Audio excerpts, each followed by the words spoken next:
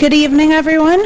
My name is Lisa Wakeland, and I would like to welcome you to tonight's candidate forum presented by the Anderson Unit of the League of Women Voters of the Cincinnati area. The League is a nonpartisan political organization whose mission is to first, encourage the informed and active participation of citizens in government, and second, influence public policy through education and advocacy. Will you please join me in the Pledge of Allegiance? I pledge allegiance to the flag of the United States of America and to the republic for which it stands, one nation, under God, indivisible, with liberty and justice for all.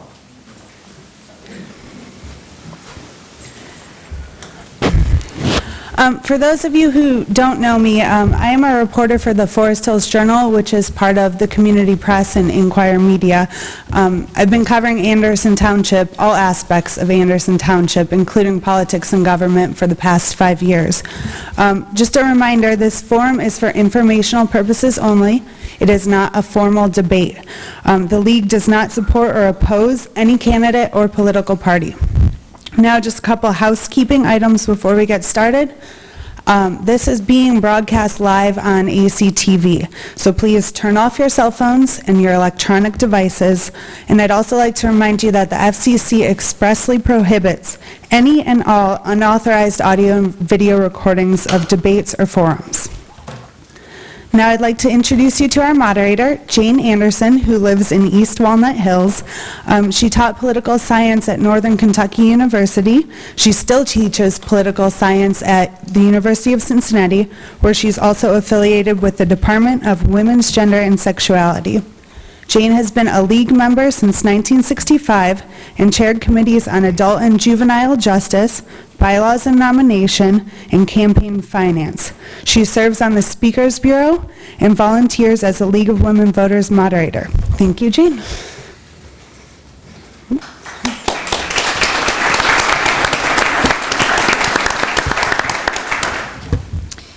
First of all, thank you very much for the opportunity to be the moderator for what I hope will be a very exciting and informative evening for all of you. I want to begin by introducing the candidates and to explain the empty seat here. The candidates are Mr. Scott Doyle, who unfortunately was called out of town and cannot make it here this evening. I do understand, however, that he has campaign materials and information out in the atrium, as do the other 4 candidates, and I believe his wife is here and would be happy to provide answers to the questions that we're going to begin with this evening. So if any of you are interested, please do get in touch with her. Following Mr. Doyle, there's Mr. Joshua Girth, Mr. Kevin O'Brien, Mr. Andrew Pappas, and Dr. John Piowitz. And these are our candidates. I'm going to explain the rules here. They're very simple. First of all, just a reminder to you that this is an election for Anderson Township trustees. This is a nonpartisan election, and it is a field race. There are 2 openings for township trustee and 5 candidates. The speaking order for the opening and closing remarks by each of these candidates has been determined by lot. They drew for that. And I do want to remind you that one of my major responsibilities as the moderator for this is to keep everything and everyone on track, to keep the discussions on topic, on the subject. And in that regard, I'm going to upfront ask you to please refrain from any excess enthusiasms or whatever, any outbursts, either positive or negative, and especially to ask you to withhold your applause until the end of the evening. And we would appreciate your sticking with that very much. Thank you. We're going to begin with the opening statements by each of the candidates present. And as we said, they drew for the proper order. We're going to begin with Mr. Pappas. Thank you. Good evening, everyone. First, I'd like to start by thanking the League of Women Voters for putting on this event. I personally have organized and hosted the same type of event and know the effort involved, and you guys do it on your own time for free out of a sense of duty. I feel this is very valuable because I feel that an informed, engaged electorate is key to our form of government, and I thank you for your service in this event. My name is Andrew Pappas, and I'm running for Anderson Township Trustee. I moved to Anderson approximately 20 years ago and established my business on Beachmont Avenue, our main corridor. I have been serving you, the fine people of Anderson, for that time. I have seen you get married, have families, have children, have seen your children grow up, and now I am serving them too. As such, I feel a very unique connection to you and really, really old. As well as owning and operating a small business here in the township, I also own and residential and commercial property. I feel that gives me a unique perspective that those who not only want to work and live here, who not only may want to live here but also work here or develop property as well. I am running to continue the good conservative leadership for the next generation that we have enjoyed here in Anderson Township. It is something I truly feel called to do. I have no axe to grind with any one decision or policy of the township. I genuinely feel like I can help in the growth of the township by bringing a unique small business perspective to that leadership. I also think that I can help restore some of the confidence that may have been lost in our local officials over the last 4 years. Thank you. Thank you, Mr. Pappas. And our next opening remarks will be from Mr. Kevin O'Brien. Okay, thank you, Jane. I'd also like to thank the League of Women Voters, the Anderson unit, Jane Anderson, our moderator, Ruth Hardy, Sherry Heisey, Pinky Kokocious, and the other members of the League here tonight. Thank you for all your work. My name is Kevin O'Brien. I'm the incumbent, was elected 4 years ago. And of course, as everyone knows, Election Day is fast approaching. I believe the duties of a township trustee should be fiscal responsibility and to grasp the factors that are crucial to the vitality of our community. Anderson Township residents have a rich history of supporting their schools, their parks, and green space. We also enjoy quality governmental services, including road maintenance, snow removal, and an active walking biking trail program, sheriff's department, and a fire and rescue departments. Township trustees should publicly support all the items that make Anderson a great place to live. To me, items of importance are keeping home values stable to rising, continued great public services provided by township government as stated above, and of course active support of the Forest Hill schools and local businesses. I've lived in Anderson most of my life. My family's roots in the township date back to the 1930s, and as a graduate of Forest Hill school system and the University of Cincinnati, it is with pleasure and pride that I call Anderson home. Collaboration is critical to a healthy and vibrant Anderson Township. As an Anderson Township trustee in a second term, I promise to continue working hard to keep Anderson Township at its very best, to be fiscally responsible, and bring solid leadership to all decisions. Thank you. Thank you, Mr. O'Brien. Our next opening statement will be from Dr. John Piowitz. Thank you. For the past 22 years, the Anderson Township Board of Trustees has remained relatively the same. 22 years. In those 22 years, we've had 4 presidents, 4 governors, and 11 separate congressional delegations, but only 1 majority of the Board of Trustees. How's it been working for you? Have we had enough? Now we're at a crossroad where you can change the direction of the township to benefit everyone, not just a few political insiders or a few good old boys or girls as it's been.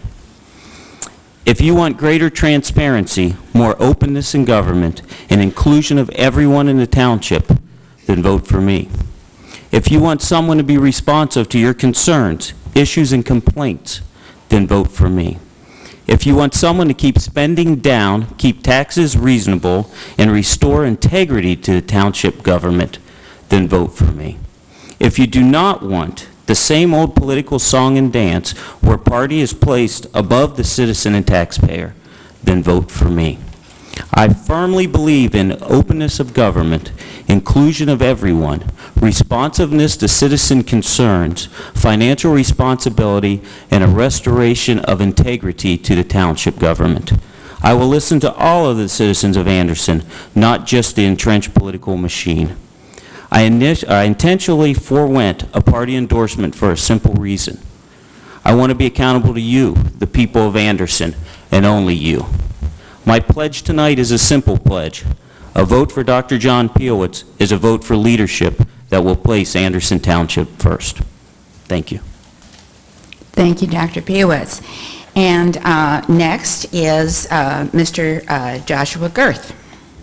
Thank you, Jane, and thank you to the League of Women Voters. Actually, thank you to all of you who came out tonight, too. My name is Josh Girth. I grew up in Anderson Township. I went to Wilson Elementary. I graduated from Turpin High School in 1994. I went all the way away to the University of Cincinnati for college, where I graduated from the Lindner College of Business. Shortly after that, I met my wonderful wife, Melissa, and she and I moved back to the township in 2004.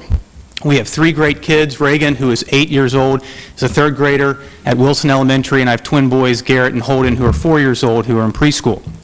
I work for a company called Jones Lang LaSalle. We are a international commercial real estate firm. I do mostly corporate consulting for companies that lease office space. When we moved back to Anderson Township, I told my wife I want to get involved. I had a great upbringing, and I wanted to get involved in the community that I was raised in. So I reached out to the trustees at that time, and a guy named Russ Jackson responded to me and said, "I'd be happy to meet you." We met, we talked, he told me a little bit about how the government works, he told me ways I could get involved, and I left that meeting feeling energized, and so I did. So since that time, I've been on the Green Space Committee for a couple of years, a few years ago.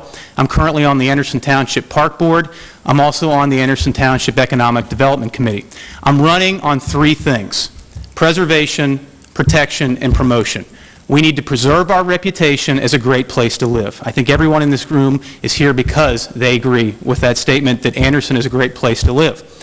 But we need to preserve that reputation in things like our strong bond ratings. We need protection. Trustees' job is to protect you. Your property values are the most important thing in terms of driving revenue in this township, but we also need to make sure we have adequate police, fire, and road maintenance. And finally, promotion. Plain and simple, economic development. A lot of good things have been happening the last couple years, but a lot more can happen. For instance, I think we need a hotel in Anderson Township, a nice courtyard, something like that. Protection, promotion, preservation. Thank you.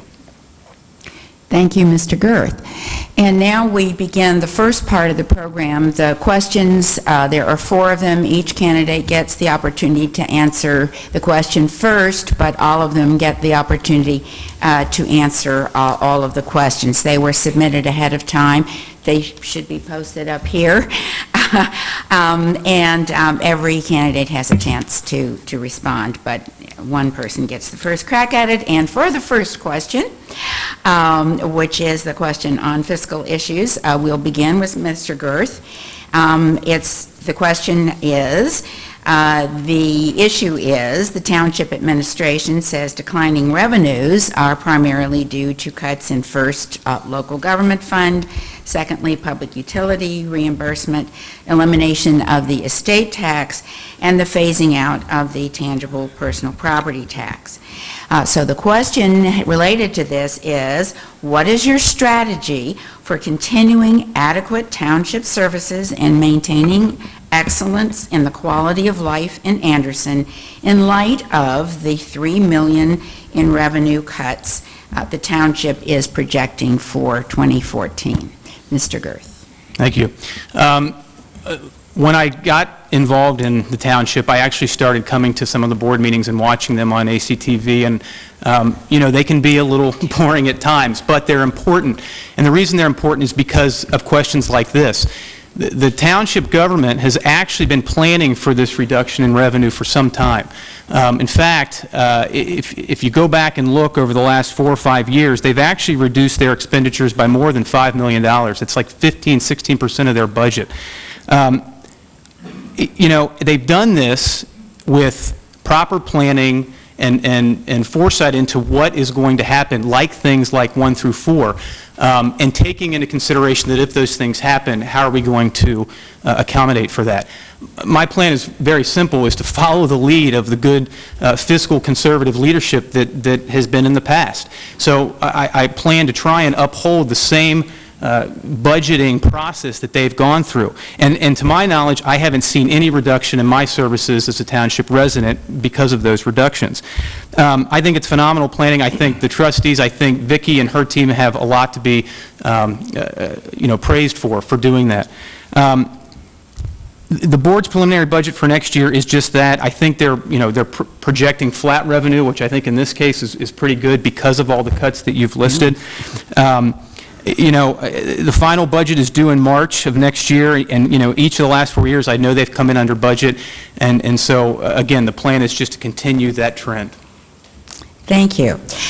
Next to respond to this question is Mr. O'Brien. Okay, thank you, Jane. Yeah, that's been a top priority for the trustees the last 4 years. Just for perspective, elimination of the estate tax happened within the last couple of years, and that's approximately $2 million a year. That's a big reduction. Now, they did give us a break at the state of Ohio. They were going to only cut it in half 1 year, and then as they phase it out over the next few years. But that's a big number for a $33 or $30 million budget here. One of the things that has happened in the last 3 years, 3 calendar years, is we have been able to cut the budget, in my term, from $36 million down to $30 million. And the actual number, Mr. Girth, is 17.2%, and that's in a 3-year period. And that compares to the previous 9 years, an increase of over 150% over a 9-year period. So there's a big trend reversal there. We are going to continue to get ideas from not only staff, on how to cut costs. I mean, just a simple thing. Last year, one of the staff members brought up that, we got a coffee service, and we were able to save quite a bit of money, a high five-figure number by just buying our own coffee pots and bringing coffee in. I mean, it's not a big number in a $36 or $30 million budget, but I think it shows the way people are thinking these days on how to cut in costs, that kind of thing. One thing that we will be looking at is we're looking at, with all this economic activity in the last couple of years, we are looking at an increased tax base. So it's not all doom and gloom as far as our tax revenues. We will see some tax increases, in particular on the riverfront down where River Downs is continuing with their $200 million renovation. So that will increase our tax revenues to not only to the township, but also to the schools. Thank you. Thank you. And the next person to respond to this question is Mr. Pappas. Thank you. The simple fact that our trustees have had the foresight to see this coming before it actually hit and have responded to it proactively rather than reactively speaks volumes to the good leadership we've had here in Anderson. The truth of the matter is, splitting pennies here, but it's roughly $6 million, 16% that they've saved in 4 years. And they truly, I run a business, I know how hard the economic times have been here. All of you have seen how hard it's been the last several years. And it really speaks volumes to the proactive leadership that we've had. Thankfully, I think that the general consensus is that we've probably hopefully reached rock bottom on our property values, and we can start seeing those rebounding. I've seen some increased development along the river, not only by River Downs, but also some nice new homes being built over by Coldstream Country Club and around the township. And I think that really means that maybe the end is over and we can start looking forward to our property values rising, which really is the source of revenue for the township. To have a trustee board that in the last 4 years makes a budget and then continually has finished approximately 5% under budget is huge. That's just good leadership. And I'd like to say something else. I've lived here for almost 20 years. I think it's been 13 years approximately since we've had a township levy. And that is almost unheard of in local governments. So I would like to continue that leadership, build on it, see if we can find other ways to maybe save money, save your money. And because it really is all of our money, it's not other people's money, it's our money. And I'd just like to continue that leadership and build on it. Thank you. Thank you, Mr. Pappas. And next is Dr. Piowitz. $3 million is less than 10% of our operating budget here in Anderson Township. Many of us through the last 5 or 6 years in tough economic times have had to trim our budgets at home by more than 10%. What we need to look at here, we need to identify areas where we can cut back, trim the fat, and eliminate waste without a degradation of our essential emergency and safety services. The other thing we need to do is identify the difference between wants and needs. We're in a beautiful building here. It was a $20 million want. It's not a need. There are several other projects that are out there that are potentially wasteful, that are wants by people, but not necessarily needs. The second thing we must do is identify new sources of income that do not increase our property taxes. The River Downs development that was mentioned earlier, I'm very familiar with. I was on the Barn Design Committee down there. There's going to be quite a bit of development stimulated around that area. There's going to be increased revenue coming from that, and the state is going to give $1 million for the next 2 years and then $500,000 subsequently to the local government bodies because of the Racino at River Downs.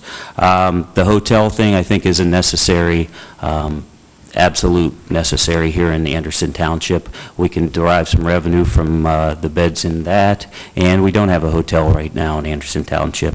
And lastly, I think we need to explore joint economic development districts. There are several places here where development is happening and several things that are going on, and we need to look into that as a revenue source. Thank you. Thank you, Dr. Piewicz. The next question deals with the Anderson Plan. The goals and objectives of the Anderson Plan cite certain demographics who desire increased diversity in housing and transportation options. But some residents think development thus far does not adequately reflect these goals, with much development centering on the duplication of businesses, goods, and services already available in Anderson Township's business districts. What tools are available to the administration for the purpose of making a proactive effort to recruit businesses that reflect the goals and visions put forth in the Beachmont Corridor, Encore, and Anderson plans? And how will you use them to implement, to help implement development in accordance with these goals? Mr. O'Brien. Thank you. Mr. Piewicz mentioned it a moment ago, Joint Economic Development Districts, JEDs. That is a tool in the toolbox of townships that we are not currently using, but other townships around us are. And they're bringing in new businesses, creating spectacular developments, and that is very much of an option. One of the things that we've also used in the past is TIF. You hear that a lot, tax increment financing. It's a very complicated process. Basically what it is, it lays out the value of a property it is today. If somebody's going to develop it, the value is going to increase significantly, and then you can, as a township, we can get those tax revenues ahead of time before they're generated by the, down the road, and that gives us some added monies now to do work. The Encore plan and others call for increased bike trails. I think we were talking about goals set forth here. We're looking at perhaps a rail component down in the Encore area, and if you're not familiar with where that is, that's out kind of North Anderson, out past Newtown, out Round Bottom Road.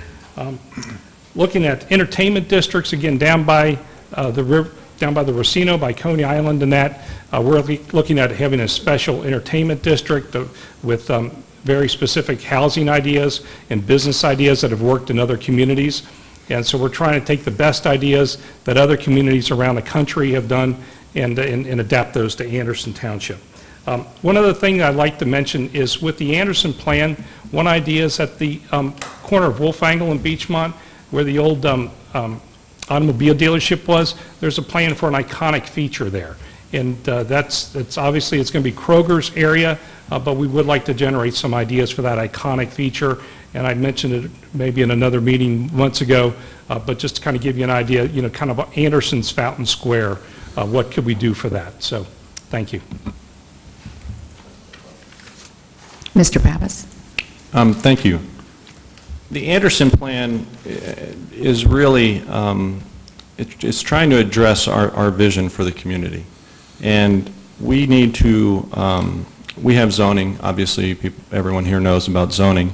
The Anderson plan is really designed so that we have, if a zoning issue goes before a legal challenge, if we don't have an Anderson plan, the courts will obviously say that we have been irresponsible in our duties and might let a business come into an area that it's not necessarily zoned for. So that's really, it's kind of a covering for the city, or for the township. I would like to say that part of the question dealt with the demographics, certain demographics and increased diversity in housing.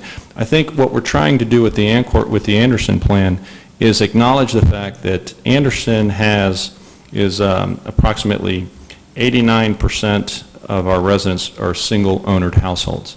And it's not necessarily a good thing when our population ages, your kids move away, your house is too big for you, you may not like going up and down stairs, and we want to establish some higher density type housing in areas, but we don't want to adversely affect the area just next to it.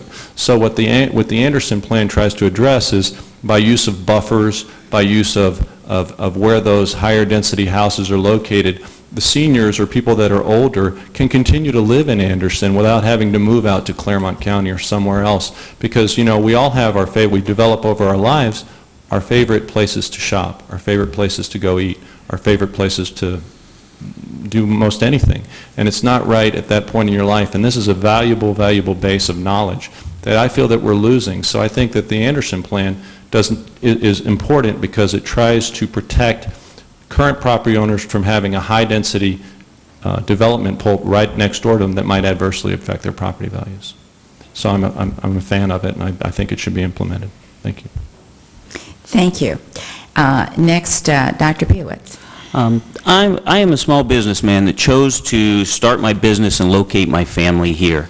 And we need to investigate why other residents of Anderson Township who are small business owners have chosen to locate their businesses elsewhere. What are we lacking, or what was the stimulus for them to go elsewhere while they live here? We need to make Anderson, we need to learn about this, and we need to make Anderson more attractive to those businesses to establish themselves here.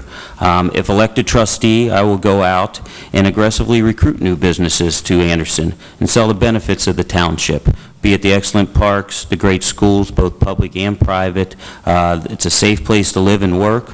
We have a great abundance of good healthcare professionals here, no income tax, and we're close to the interstate system.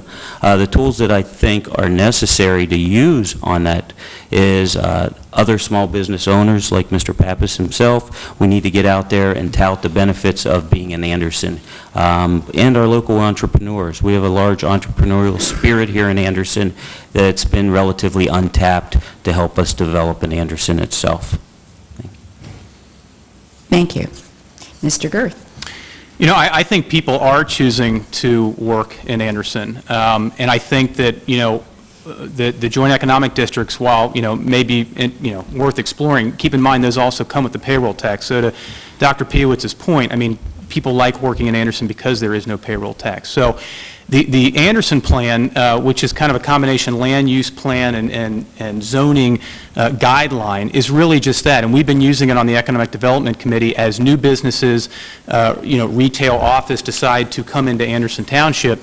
We are, you know, showing them the plan, telling them, you know, this is kind of what we would like to incorporate, whether it's signage, the type of construction material, landscaping buffers, things like that.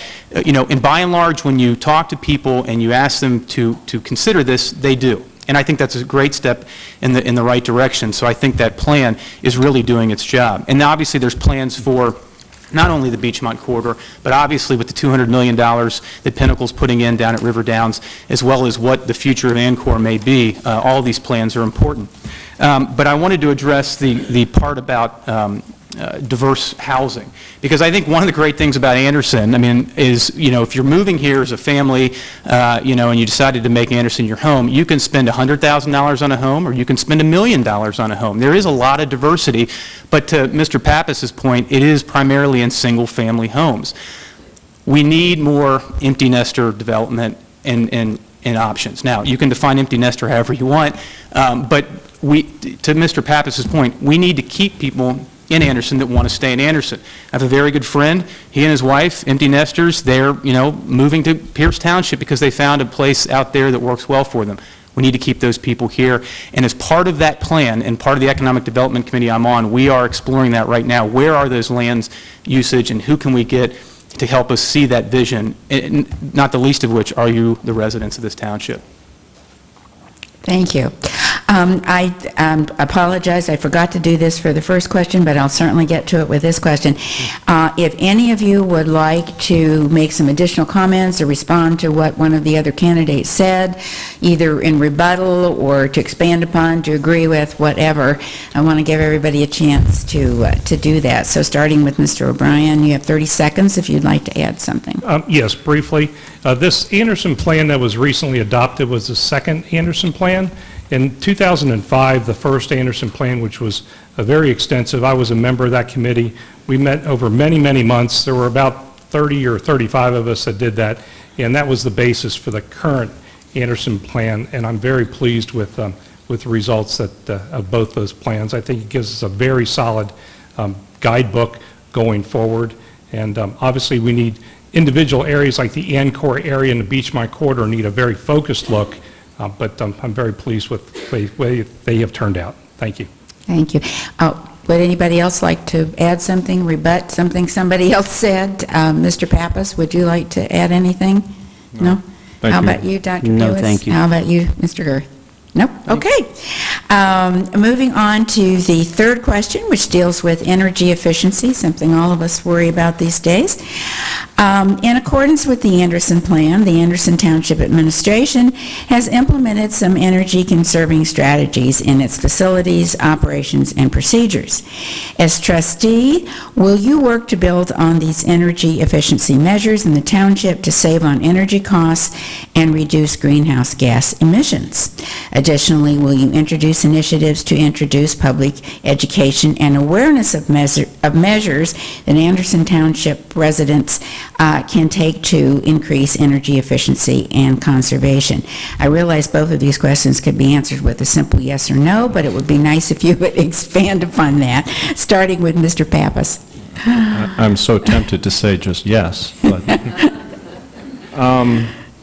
sure. I mean, you know, I'm a fiscal conservative, and in that regard, I pay bills, and we all want to save money. So I've gone around my house, and much to my wife's chagrin, I've raised the thermostat a time or two in the summertime. But I just think that the government's role is not necessarily, I don't think it's a valuable service or a good steward of our money to have the local township come in and start spending money to push or somehow subsidize energy efficiencies for the township residents. I mean, that should be a private industry function.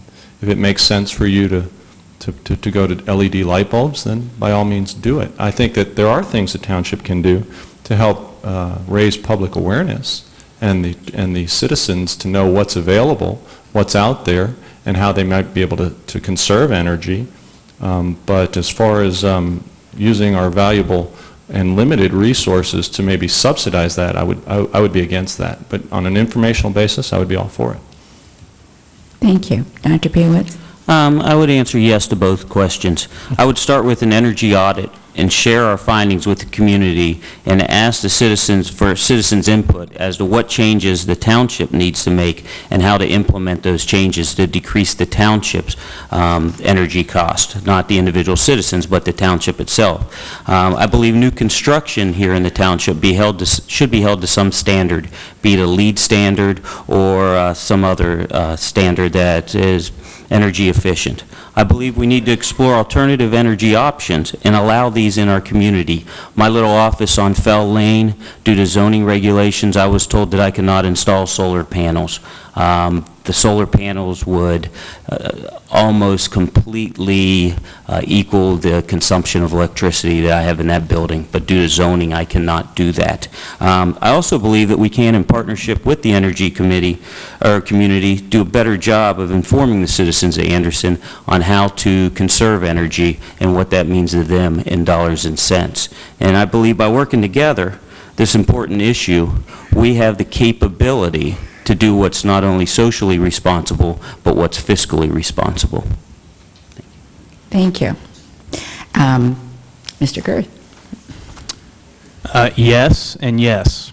I mean, it makes all the sense in the world to continue with both. I think Anderson does a pretty good job of, especially the second question, getting the word out. They have a wonderful publication, Anderson Insights, and they do recycling days and junk days where you can turn in your old, batteries and paint and things like that so that they're disposed of properly. Could they be expanded? Absolutely. And are there ways that we can communicate that? Absolutely. We have a wonderful chamber. We have an individual who is promoting around Anderson Township this new online social media that is really catching on with a lot of people in Anderson. There's a lot of ways we can get the word out more than what we're doing now. Okay, thank you very much. And Mr. O'Brien? Thank you. Make it unanimous. The answer to the questions, yes and yes. A couple things we've done to help lower our energy footprint with the township itself is a few years ago we did do a vehicle audit. We looked at every single vehicle, whether it be car, truck, or even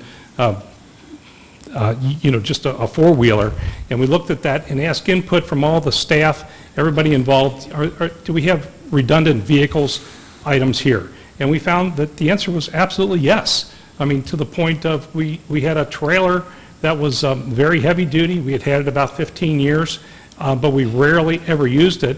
And someone came up with the idea that, if we ever need a trailer like that, we can rent one.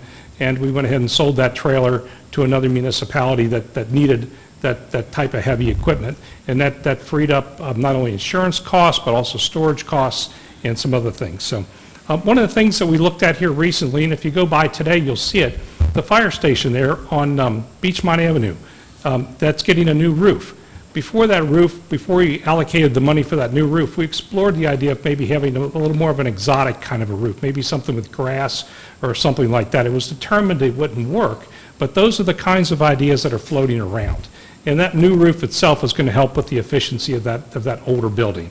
So those are the kinds of things we're talking about. More on a community level, we're also, some other communities have had, the buying power of the communities on the gas, on the electric side, electric suppliers and the gas suppliers. If we were to look at, as a community-wide, look at our usage, perhaps we could offer a program where people could get a better rate on their electric bill or perhaps their natural gas bill. So those are kind of in the works, and as we kind of iron out some of the details and particulars there, that may be something that we bring to the community as a whole. Those are my comments. Thank you. Thank you. Again, I want to give you all an opportunity to respond to things that were said by the other candidates, either rebuttal or add on to, beginning with Mr. Pappas, if you have something you'd like to add or respond to. I will. Thank you. 30 seconds? Yes. Mr. O'Brien mentioned energy consolidation, which is a way of pulling together all the township residents to maybe buy in bulk and get a better price on electricity and gas. As a matter of fact, Mr. Girth and myself proactively today, just as citizens, met with a group to discuss that very option. So I think that's a great idea. It saves us money, which we can use for other things, which is a way of conserving, instead of our resources, we can maybe conserve some of our money. Thank you. Mr. Piewicz? No. Our doctor, excuse No, me. Do you have something to add or No, ma'am. respond to? Okay, how about you, Mr. Girth? I'll just say, again, I don't think there's anyone in this room that would disagree with this question that the answers are yes. I think there is some, balance between cost and reality when it comes to energy efficiency. So, for instance, at the Park District, our guys do a phenomenal job of keeping our equipment running so that we don't have to spend a lot of money replacing stuff. But there obviously is a useful life period. Once that expires, it obviously makes sense. And to do vehicle fleet audits, things like that, at the Park District is what we've been doing for a long time. Okay, how about you, Mr. O'Brien? Would you like to add something or No, ma'am. respond? Okay, very good. The fourth question relates to Martin Marietta Mine. It appears that the Martin Marietta Mine will proceed without paying a, quote, good neighbor fee, unquote, to the township. The mine decision sets a precedent for industries with similar emission and health hazards to locate in the Encore area, which is designated as, quote, light industrial, unquote, in the Anderson Plan Future Land Use Map. Where will the township obtain the necessary revenues to invest in citizen protection? For example, nuisance and health issues, road repairs, safety monitoring, monitoring, and so on. And we'll begin with Dr. Piowitz. Let me start by stating on the record that I am absolutely and unequivocally against the Martin Marietta mine being located in our community.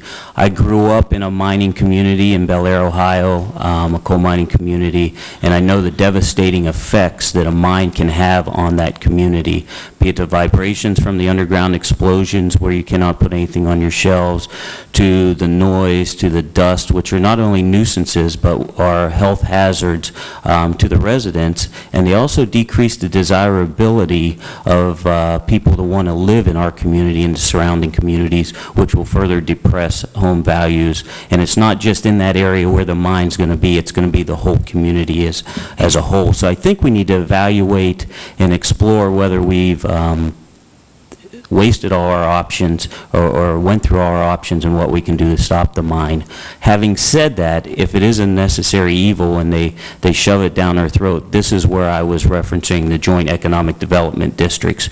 We need some revenue to pay for the additional safety services that are mentioned, and we need some revenue to pay for the additional roads, so why not let the mine itself pay for that? And that's where I think that would come in handy. And lastly, as to emissions, we already have emissions in the township, and we need to explore those, and we need to look at which businesses are emitting toxins into the environment around here, and be proactive with that, if nothing else, to protect the residents and children here in Anderson. So that's it. Okay, thank you. And Mr. Girth? You know, I mean, this is a very passionate topic. I know that the BZA operates as a quasi-judicial board, so when they do make decisions, you know, they do go to the court system. You know, I think this case is far from over. So the question that, you know, that they're going to proceed, I think is wrong. I mean, I think that this thing is far from being over, despite the fact that it's been approved by the BCA. And so, you know, speaking to the second part of that question, to Dr. Piowitz's point, if they do go forward, I guess the one thing that you can say that comes out of that is it will increase that property value down there. So increased property values certainly then translate into more services or more money to pay for more services. Also keep in mind that some of the roads down there, including the proposed connector road, would be county roads. So those, you know, the county would be subject to the maintenance and things. I can't speak to the health hazards or the emission hazards. I don't know enough about it to be able to speak on that topic. Okay, thank you. Mr. O'Brien? Okay, thank you. As a sitting trustee, I've been advised by our attorney not to specifically come out for or against the Martin Marietta project. With that said, let me give you a perspective on what is going to happen down there if Martin Marietta has their way. They're going to bring in about 2,000, quite a bit of dynamite every couple of weeks. On an annual basis, it's going to be about 240 tons of dynamite. Over the expected life of the plan of the mine of 50 to 75 years, and I'm going to use 62.5 years. If you multiply that, the amount of dynamite they're bringing in over that period of time, it works out to 15,000 tons of dynamite, or 15 kilotons.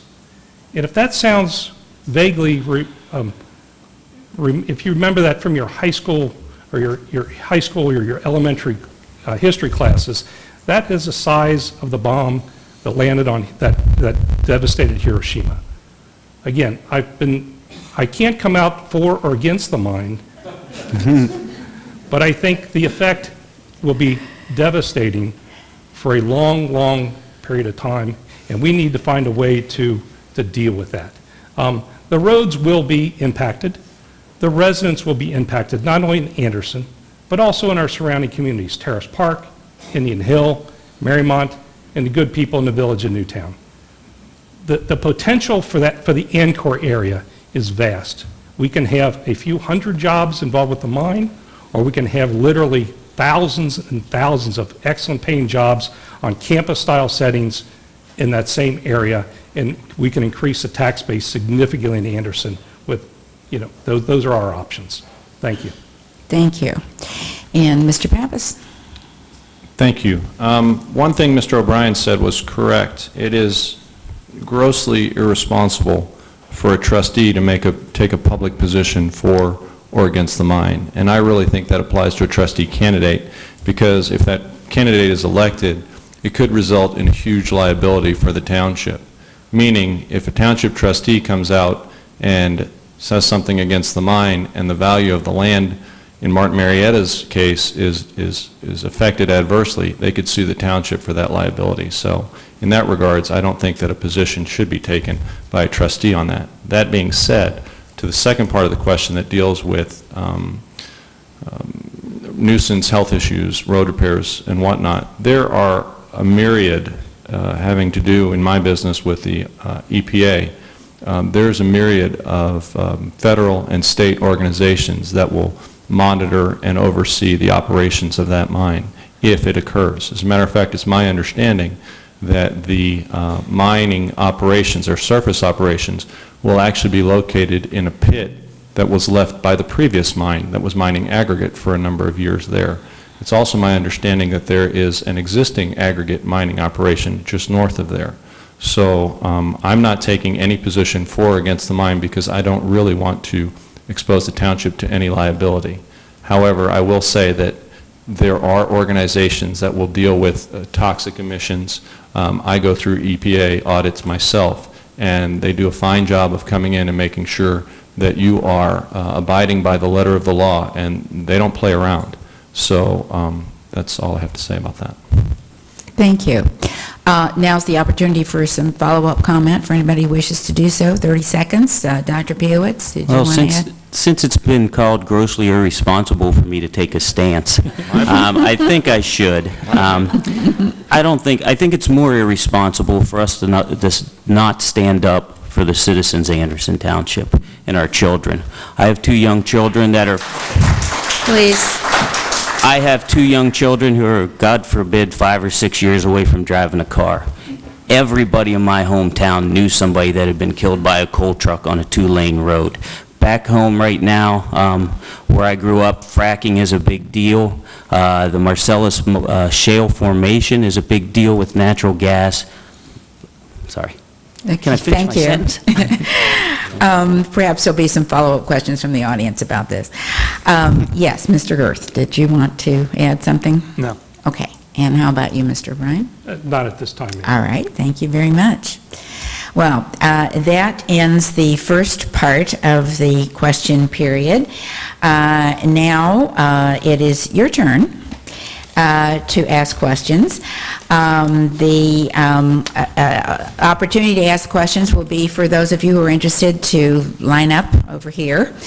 And when you step up to the microphone to introduce yourself and direct your question, you can direct the question to a particular candidate, though all the candidates have the chance to opportunity to respond, or you can direct the question to all of the candidates up front.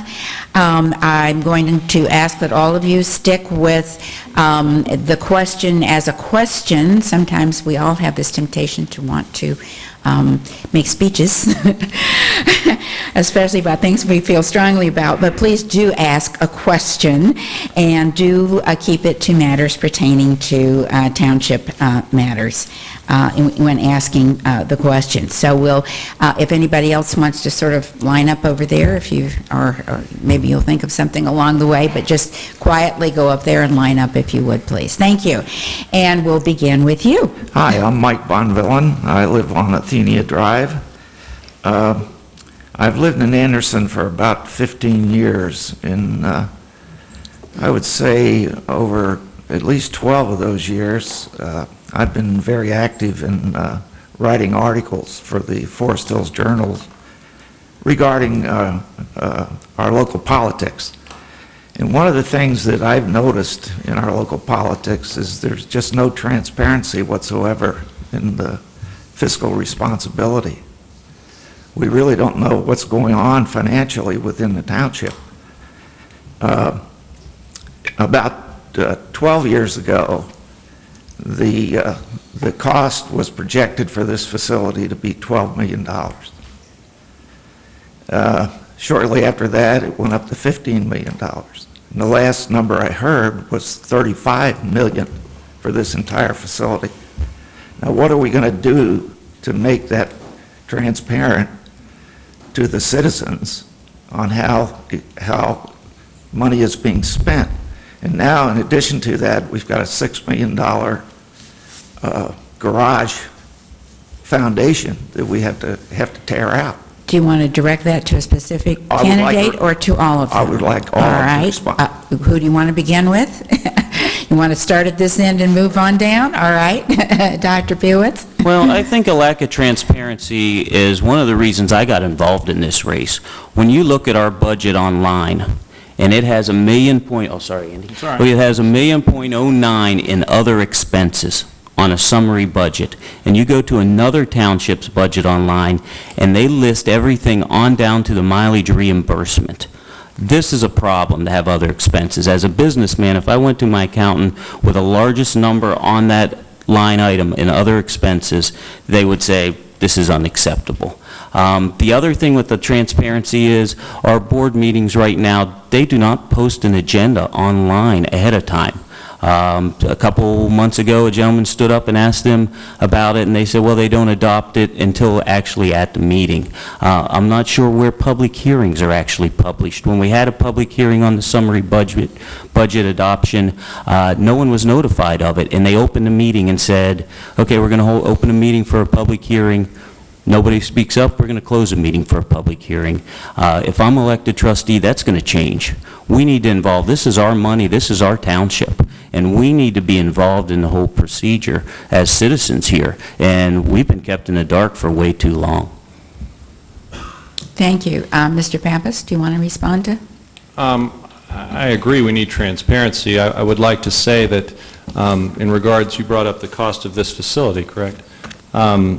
I've been coming to trustee meetings for over 4 years, and they're not sometimes the most entertaining. Josh alluded to it. They're not the most entertaining form of spending your evening, I can guarantee you that. But sure, I mean, that's a giant number that should be clarified. But I also, like to point to the fact that, as I said in my remarks earlier, the township has I felt that they've been a good steward with our money. We haven't had a, if there were plenty of public hearings regarding this building, and they took place years and years ago, or any project that the township does. A lot of times, you may not know about it. They are published. I've seen them. I've gone to some.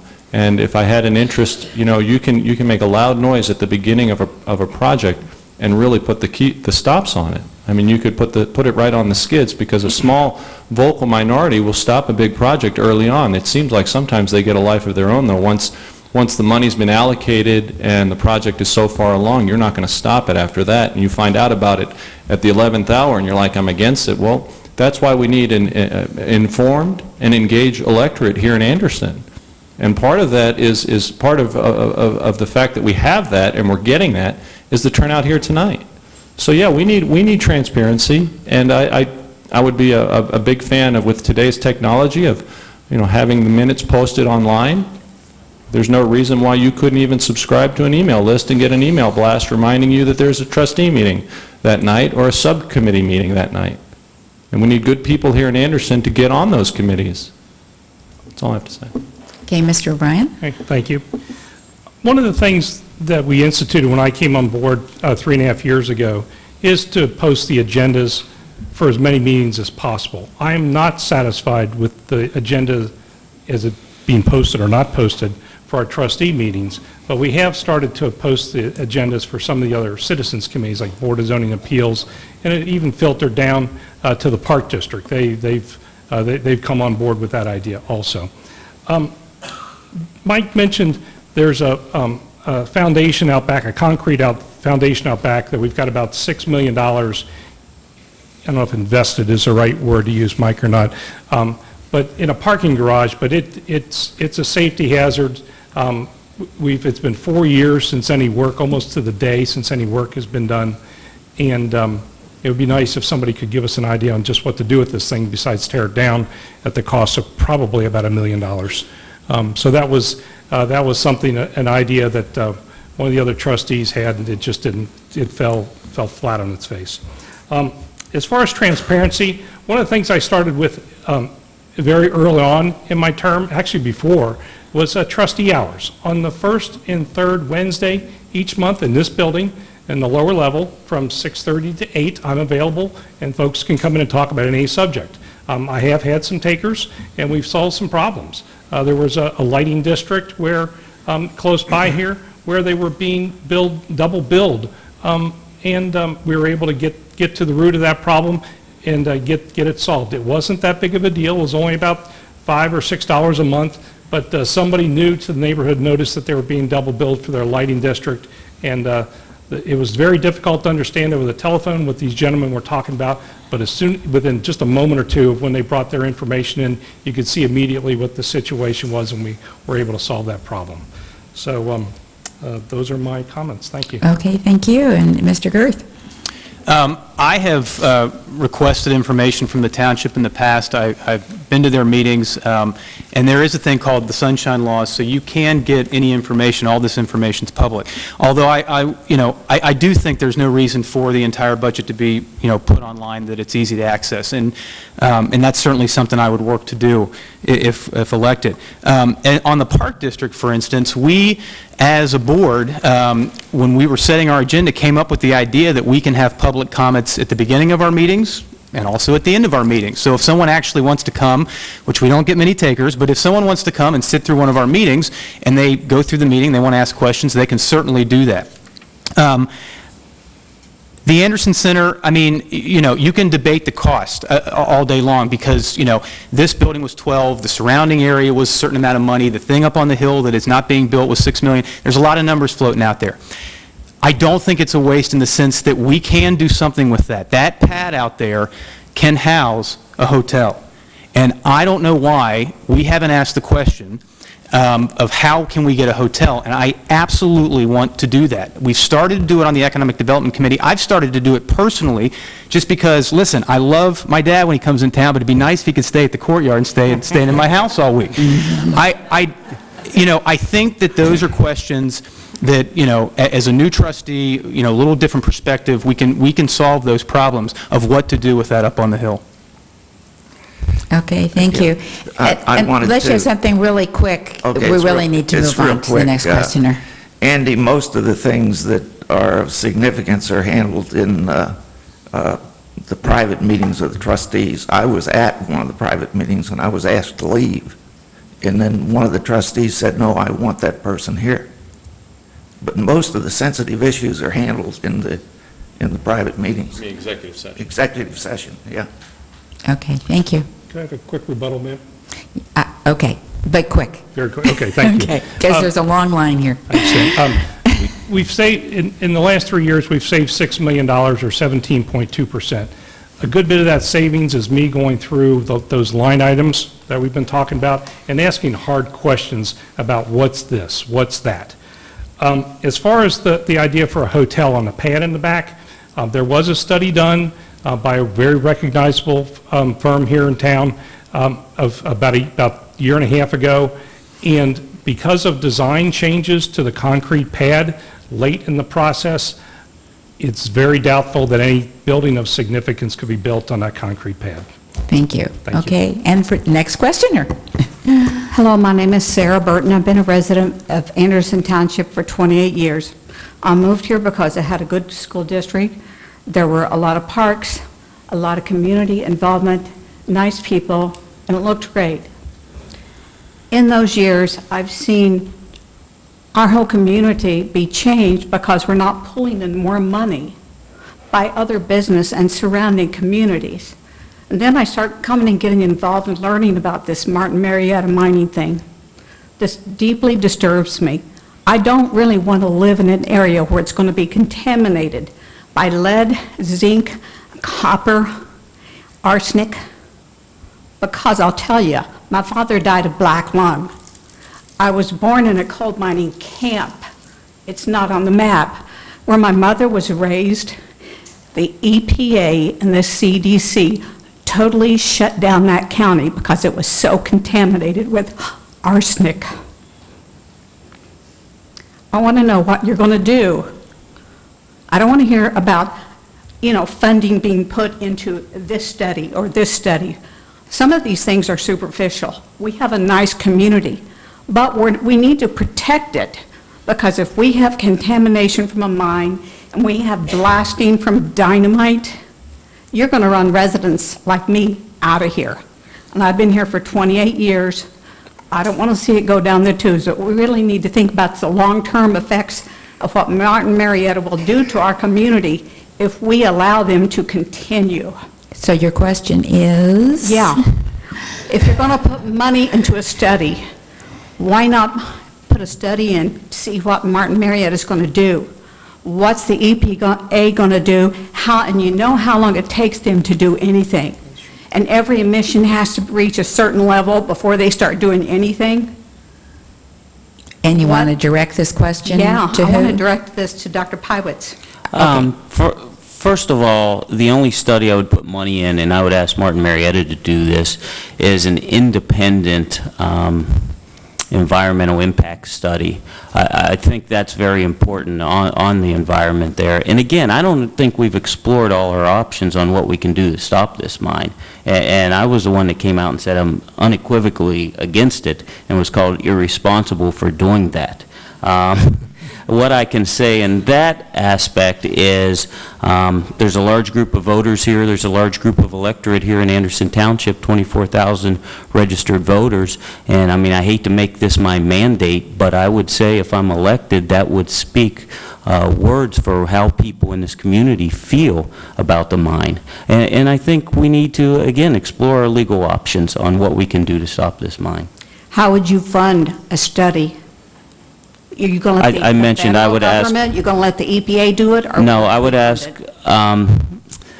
that's a good question. I mean, I believe that the EPA should get involved. I believe that Martin Marietta should have half of the burden on that study. And I believe it must be an independent group, either a university or somebody who's not affiliated with the mining industry to do the study. Do you Okay. wanna- The other Yeah, I'd people like have to an hear what opportunity everybody to else has to say. respond. Thank Yes. you. Mr. Pappas? I believe the question was, I kind of lost the question there. It was who was going to pay for the study? Who would pay for a study? If a study was, I truly believe that if a study was deemed necessary by probably the only legal authority, it would be the court left, I would suppose, I would insist that the company pay for the study. However, let me say this, when I made the statement that I thought it was irresponsible to take a position, for a trustee to take a position by the mine, and Mr. O'Brien has said the same, that the legal counsel of the township has advised him as such, you might misconstrue that to say that I'm for the mine. I really want to take, as a candidate, I would say that I don't have the luxury of taking that position because it could open us up to huge legal liabilities. It really could. I mean, they could come in and sue the township for damages. Now, that's not my position. That's not my interpretation. That's the council of the township's interpretation. So, my condolences to you and your family. I deal with the EPA, and I don't know what years ago that was. I can tell you they come in now to my business with very specific monitoring equipment, and I have to fill out and abide by a lot of paperwork. So you know me. I will tell you that I am for, who wouldn't be for clean air and clean water? That's one reason I moved here. I don't want arsenic in our water. I don't want arsenic in our ground. It's not something I'm a fan of. I'm not arguing with you. I'm sure it does. But I mean, it's not a laughing matter. It's sad, and you have my deepest condolences. Okay, Mr. O'Brien, to respond? Okay, thank you. There's literally hundreds of these mines across the country. Perhaps instead of having a study, which would obviously, I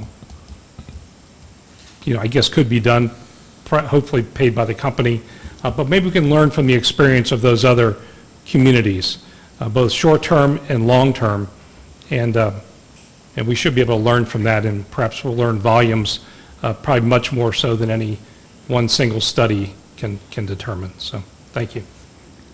Okay, Mr. Girth. Here's why I like this township. Because regardless of what side of the fence you're on this mine, the BZA makes a decision, fine.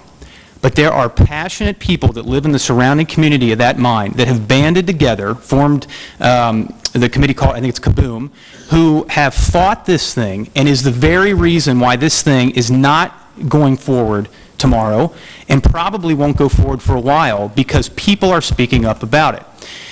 That, to me, shows the greatest kind of engagement, and the reason why I like township government is because you can get local, you can approach your township officials, and there's no reason why you shouldn't be able to do that. So, I mean, again, I don't know what the outcome is of this thing. I don't know enough or haven't read enough about the emissions and the health hazards, but I do know that Marymount and Terrace Park and Indian Hill and Newtown and Anderson citizens are concerned about it, and for that reason alone, I think it's a hot topic issue that should have the study done. Whoever pays for it is one thing, but enough people get involved, things get changed.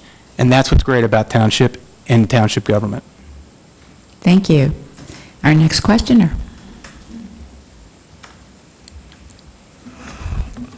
Thank you. My name is Kathy Berger. I am a resident of Anderson Township and have been for 29 years.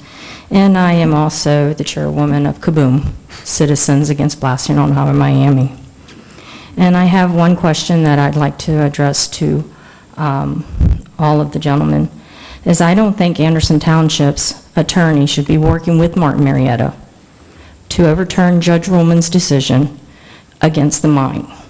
If elected, will you vote against spending any more taxpayers' money to help Martin Marietta in its fight against Anderson Township residents who oppose mining in the Round Bottom and Broadwell area? Is it directed at one specific person? It's or directed just- to all. All right, we'll begin with Dr. Pewis. I think you know where I stand on this issue. I would not approve spending money for our township attorney to fund Martin Marietta's fight. Again, call it irresponsible, but I think I'm doing what the citizens of this township want to do. And I think we need to investigate how we can stop the mine from going in.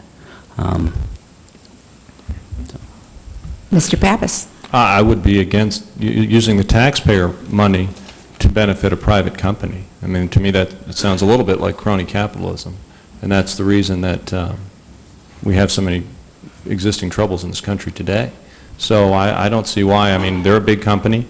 I'm sure they can afford their own attorney, and if what you say is true, I don't know enough about it to question what you're saying. But I would say that I don't want my taxpayer dollars paying an attorney bill for a third party. So, does that answer your question? Absolutely. Mr. O'Brien. Thank you. Township government is, there's 3 trustees, and so it's a, majority rules kind of a thing. If you watch the meetings, many times you'll hear a unanimous decision, because there's been some discussion in executive session, and we've come to a consensus or a collaboration of some kind. Occasionally, it's a 2-to-1, and majority rules. And as far as the attorney, he's attorney for the township, and the boarding zone of appeals, the members of that did make a decision. So in a sense, Kathy, it's his responsibility to fight for that decision, which is, you would kind of expect that, you would hope that. But, so those are the ends of my comments. Thank you. All right, Mr. Girth. To expand upon what Kevin said, I mean, I'm assuming that our township attorney is involved for the reasons that Mr. O'Brien just mentioned. So I'm sure that we're spending some money, whether it's to protect our interest or just defend ourselves against whatever is going on with the mine. But I certainly wouldn't agree to pay for attorneys to help Martin Marietta continue to do whatever they're trying to do. Absolutely not. Thank you, gentlemen. Thank you. And our next questioner. I'm going to switch gears a little bit. My name's Forrest Heiss. I'm a 40-plus year resident. Oh, I'm a little taller. Okay. 40-plus year resident of Anderson Hills and Anderson Township. And my question is what is your vision for the relationship between the township trustees and the Forest Hills Local School District? I won't belabor the point, but or put my bias in, although I am the president of the school board. Would you like to would like begin to address with that to all. everyone? Yes, Would you like yes, to please. begin with a particular candidate? I'll give Dr. Piowitz a break and start with Mr. Pappas. Fair enough.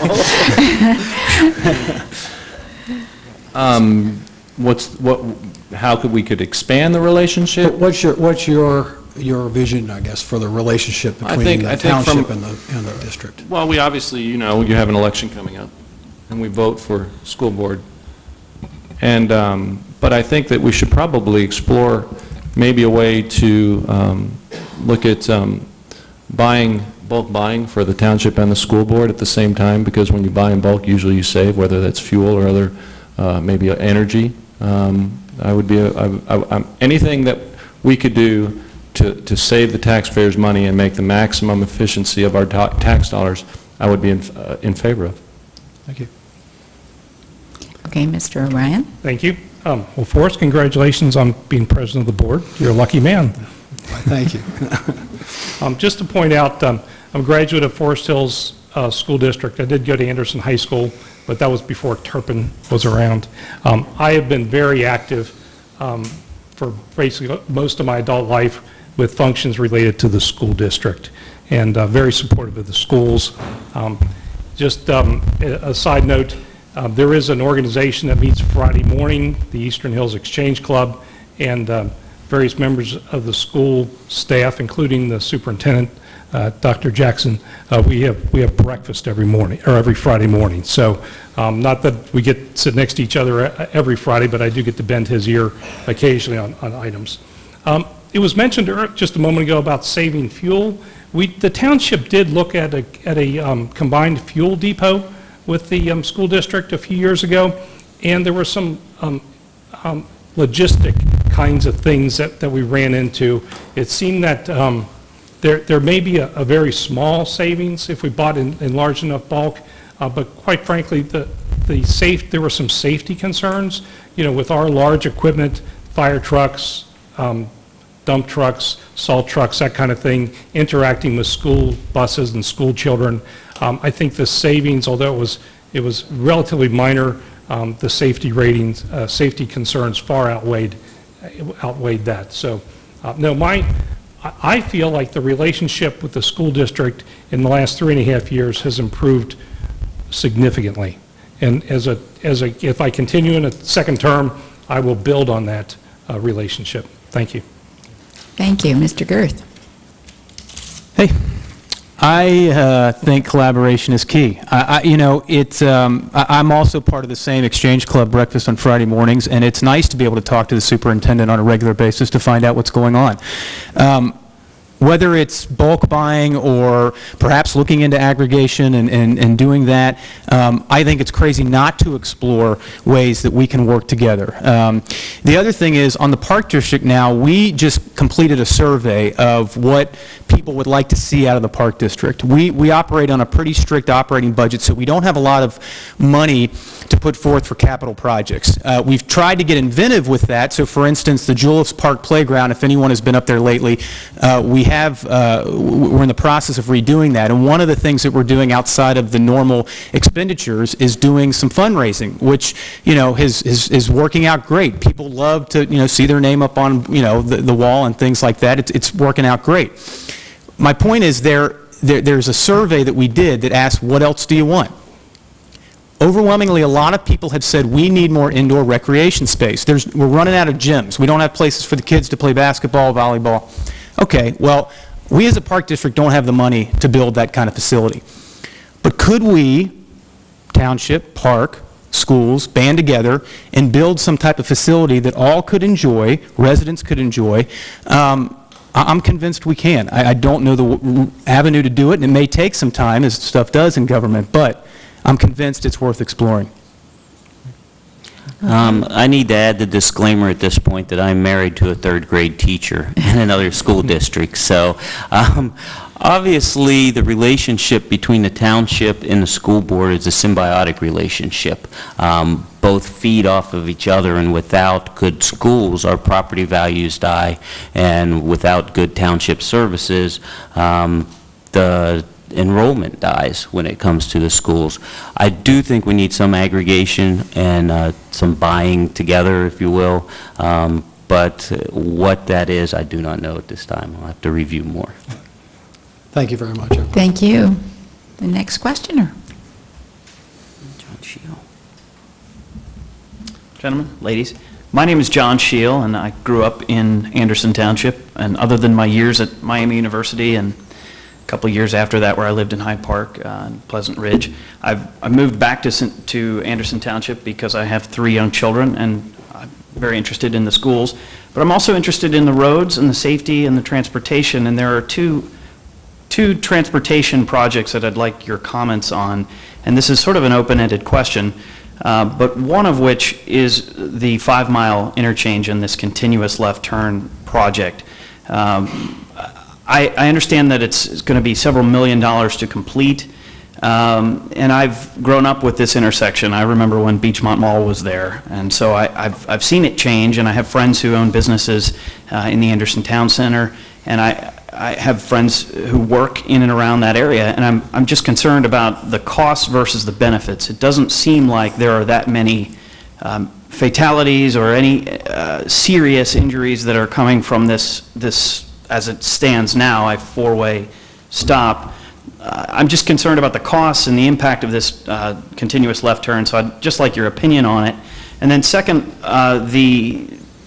the corridor, the Eastern Corridor project. Now, I know only a portion of that goes through Anderson Township, but do you feel it's in the township's best interest to allow the project to go forward with the relocation of 32 and this light rail project that's being discussed? It's my understanding that the light rail project now doesn't, again, go through our borders per se, but it's still something that affects our neighboring communities, and the cost for ridership value seems to be very skewed. A lot of money for maybe 3,000 riders, and moving the 32 could impact Newtown and Ivy Hills and all of those areas.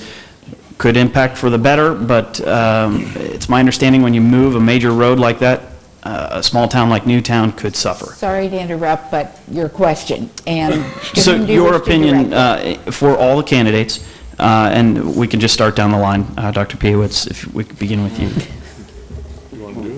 Well, would it be all right if we, instead of having him start? Sure, however, we could start the opposite end, it doesn't matter. Mr. O'Brien, next Mr. Pappas there, Okay. so we'll start with him this time. Sounds good, thank you. I'll be glad to start. Thank you, John. I share your concerns about road and safety and transportation. Also share your concerns about the CFI, or the constant flow intersection. With that, there was a study done several years ago that showed there was an increase in traffic and accidents at that intersection. If you also recall, at that same time, that's when 275 was being resurfaced. There was a significant amount of construction on 275, and that drove quite a few cars off of 275 up in Union Township into our community, down Beachmont Avenue, turning left on the 5 Mile to bypass the construction. So it's a little over $3 million. Most, if not virtually all the money is coming from sources, I guess it's still our money though, isn't it? Yeah, it's coming from sources outside of Anderson Township. And I've been in touch with the local businesses there. One thing I want to give them the idea, encourage them, is they did stay at the table during the entire process of the planning for that CFI. The businesses did have representatives at the table, and whether it remains to be seen whether it's going to be a good idea or not. I have my reservations about that, but I think it was important that they did stay at the table. And I bring that up because of the Eastern Corridor. It's State Route 32 right now is a heavily traveled thoroughfare that goes straight through the middle of Newtown. They need Newtown. If anyone from Newtown is listening to this or watching this, or if you have friends there, the folks in Newtown, the business community, the governmental folks there, they need to stay at the table for the Eastern Corridor. That is going to keep them from becoming one of those towns that just dries up and goes away. I think there's some things that can be done for Newtown to thrive, and I believe it can happen. And I encourage every person I talk to down there to stay at the table in regards to Eastern Corridor, and I'm out of time, sir. Okay, thank you. Mr. Girth? As Kevin mentioned, 5 Mile and Beachmont is a county road, so it is state and federally funded. The planning of that has been going on for a while, and I know that there have been meetings about it. I actually went to one just so I could learn a little bit about it, and what I know is that, it is one of the most accident-prone intersections in the county. It averages 1.5 accidents per week. Not to say that it's going to completely fix that, but that is the reasons why they are moving forward with this. And Kevin mentioned, yes, the businesses have all been informed and been part of those discussions. Again, I think it speaks to the point that, if you're concerned about those things, these projects start well in advance of them actually getting the green light. And case in point is the Eastern Corridor project. I don't know the exact number of years, but that thing has been talked about 15 years at least. Again, I think the reason why it's not getting any traction is because you have concerned citizens who are speaking up about it. If you talk to developers, they'll say, oh yeah, let's build it because we can put all kinds of new stuff along the line. You talk to Newtown and they said, no, we don't want it. So again, because there's a lot of active participation, it continues to stall. Okay. Dr. Pewitz? I beg to differ with Mr. Girth and Mr. O'Brien as to the business owners being involved or being invited to the table on this. My office is on Fell Lane, which is less than a quarter of a mile from that intersection. I was invited to the first meeting that they had, planning meeting, and when I spoke up against the $3.1 million estimated cost at that time, after the township spent $400,000 on a study, I was never invited back to a meeting.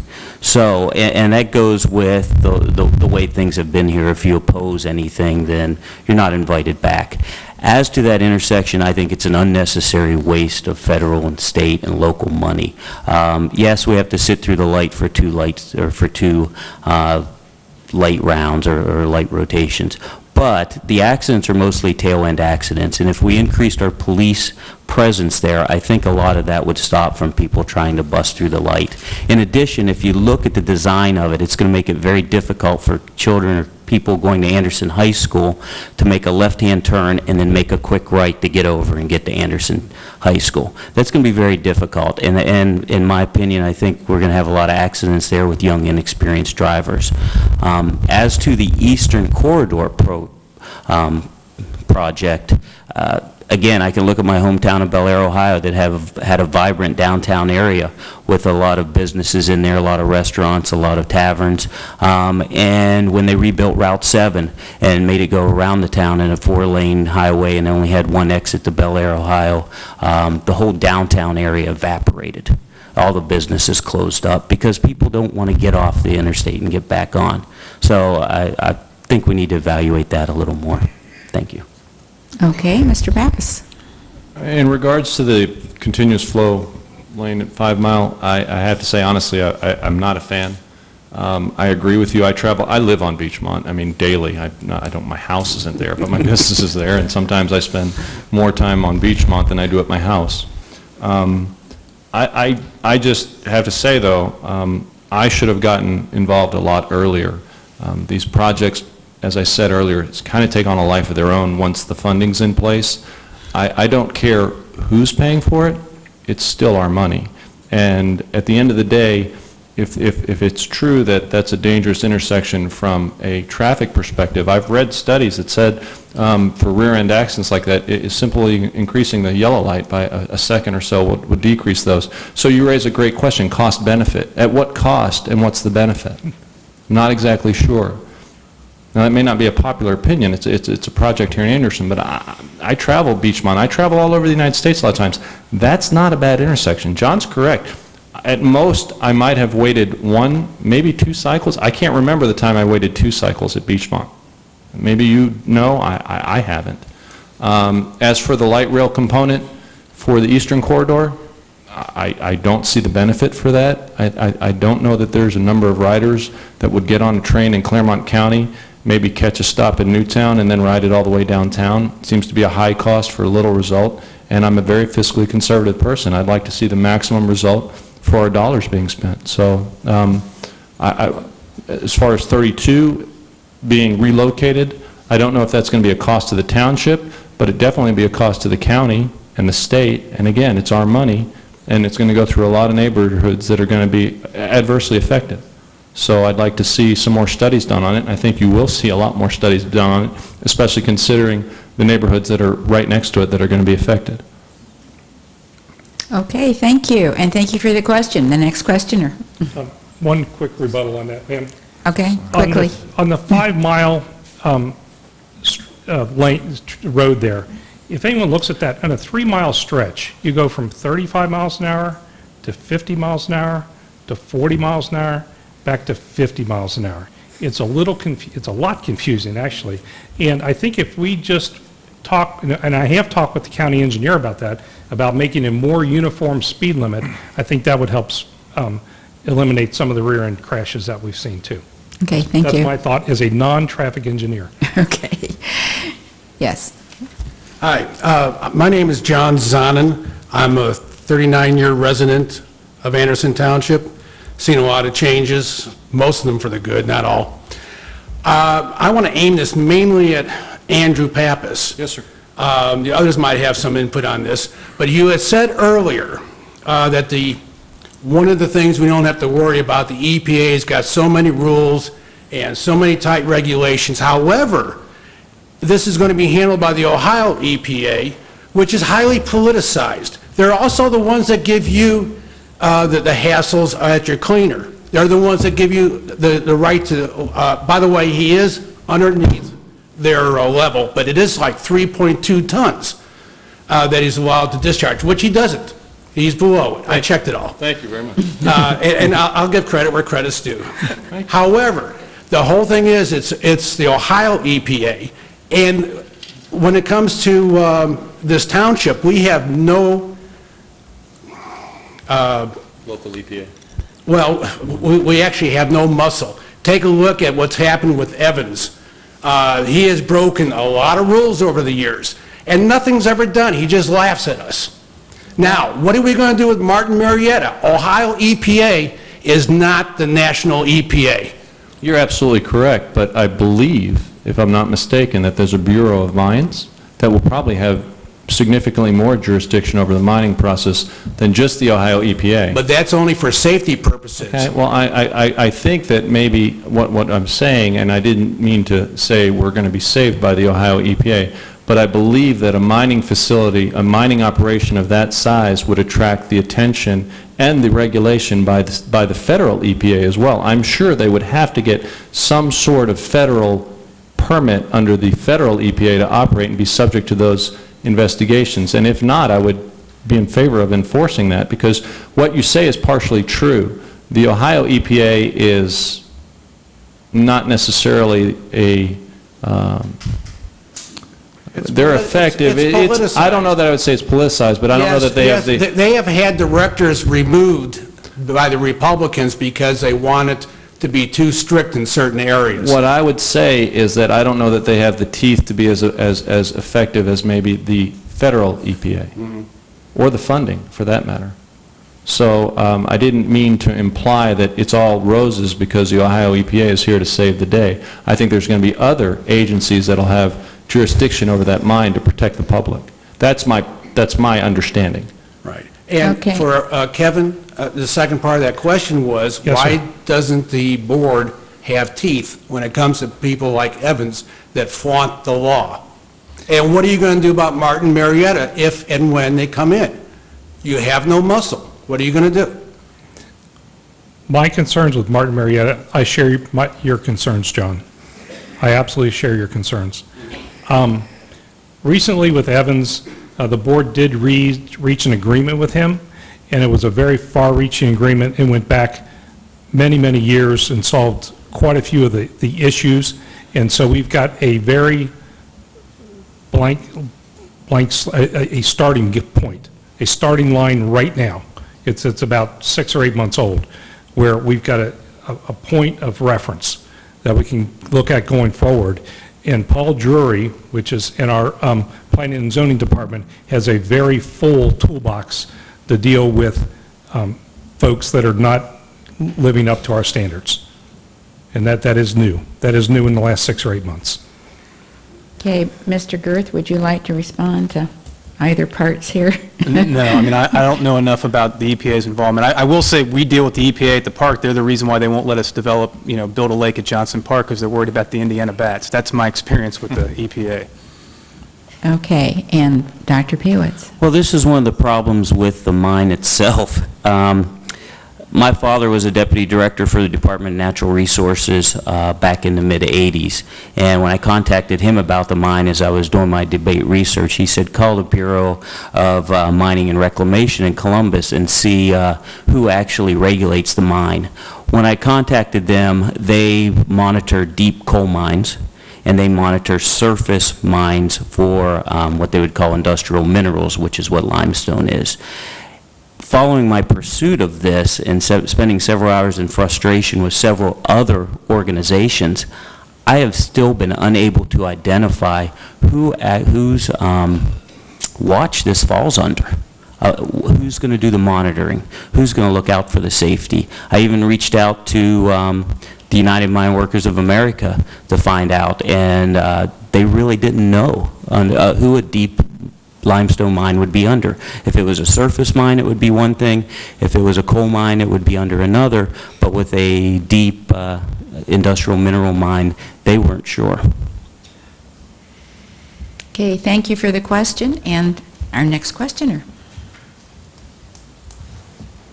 Well, I'm interested in the green questions. I'm Lynn Woodward. I lived in Anderson until I left for college, and I've lived here again for the last 20 years. So I've got, what? I said Lynn Woodward. Many of the members of the steering committee, the Anchor Area Steering Committee, would like to see green businesses and green development in that area, in that valley, things that would bring good, clean, green jobs and that would support the parks. We have a park down there which would be severely affected by a mine, and the schools. And so if elected, I would like all of you to answer the question, how would you help make a green use of that valley possible? Okay, starting with Mr. Girth. Well, I mean, I think that goes back to, planning and the ANCOR plan that's in the committee that's down there working on that. I mean, you're right, the Park District, we operate a park down there where we've invested a lot of money into that park, and people love that park. So the idea that that park could go away or be compromised is not good. I mean, I do not like that at all. And because, as part of green initiatives, obviously outdoor space, recreation, I mean, that's all part of it. So, what do we do? I mean, again, it goes back to good planning. And I think that there is a couple of great citizen organizations, as well as the Township ANCOR Planning Commission, that is trying to figure out how best to do that. It's a light industrial area, for the most part, so it's hard to get, green jobs unless, you are some kind of manufacturer in that industry. But to the extent that we can attract those kind of industries, if we have that plan laid out, that's a good first step. Okay, thank you. Dr. Pewitz. One of the things that I wonder is the term green industry is a very broad industry. Can you narrow that a little bit for me as to what exactly? Well, there's been a lot of talk in that steering committee about getting very small businesses, like if the light rail is built through to that Broadwell Road point, having convenience stores, gas stations. I mean, was it gas stations? I'm not sure about that. Pardon? Yes.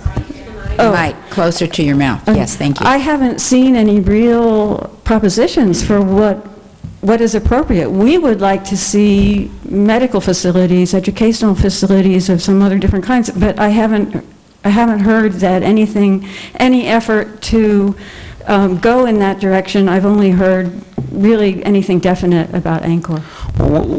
About Martin Marietta.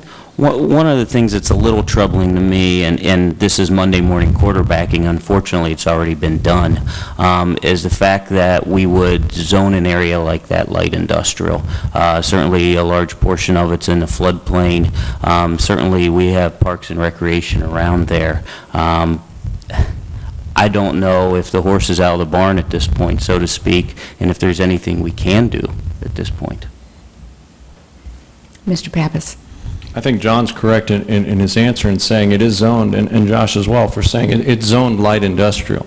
And although we would like to see maybe a particular type of business, like you're very interested in green manufacturing or green businesses, I don't know how you're going to attract a green business to a light industrial area without rezoning it to something else, which would cause problems for the businesses that are there. And furthermore, I don't know that it's the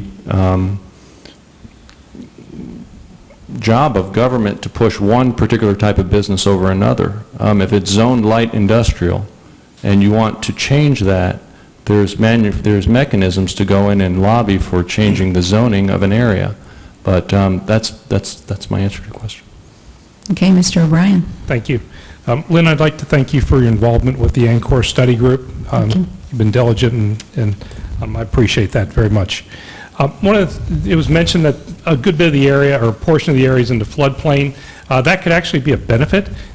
With the lakes down there, there could be some recreational uses, perhaps recreational kinds of lakes, that kind of thing. And that would make a nice background for campus-style employers. Again, we've all seen these campuses around that, 2 or 3, 4-story buildings employing hundreds, if not thousands of people, good-paying jobs.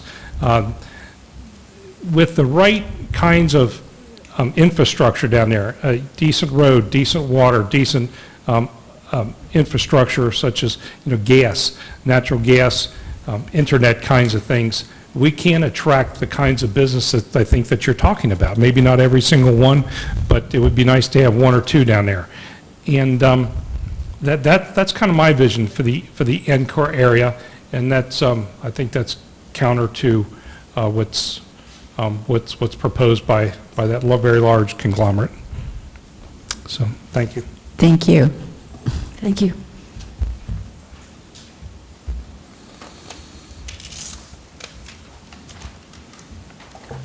My name is Patty Shepard. We've lived in Anderson Township this time for 22 years. My question is for all of you, if you want to answer. Because we're all concerned about economic development in Anderson Township, do any of you feel that the chaotic and either unkempt or sometimes even shabby appearance of the Beachmont corridor negatively affects the development? And if that's the case, do you have any plans to make changes or suggestions for changes? Are you directing this at all of them? I said to anyone, anyone who'd like to answer. Dr. Piewitz, you want to start?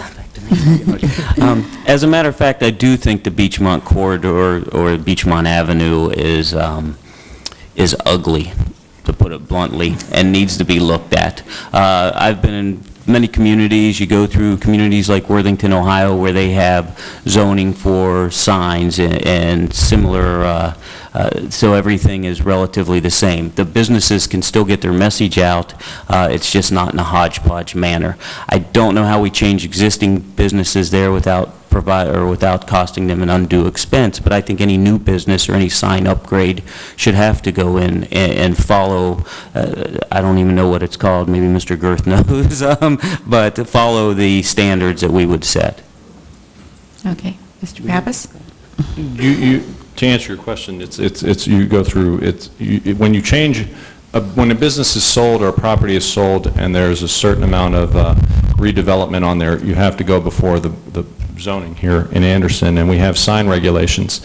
And as you notice, a A lot of the newer businesses, the signs are lower, they're smaller. That's helping to clean up Beachmont to a limited extent. I mean, you can't compare Beachmont Avenue to maybe Mason, Ohio, where they started off with a blank slate of farmland and they came in and they said, we're going to have this here and that there. Beachmont, first of all, is a state road. Anderson has very little to say about the maintenance or even the curb cuts for that matter. That's really determined by the state. And I have my business on Beachmont, and yes, it is very industrial. I don't know that I would use, I would like to use the term not as bad as ugly, but it is just industrial.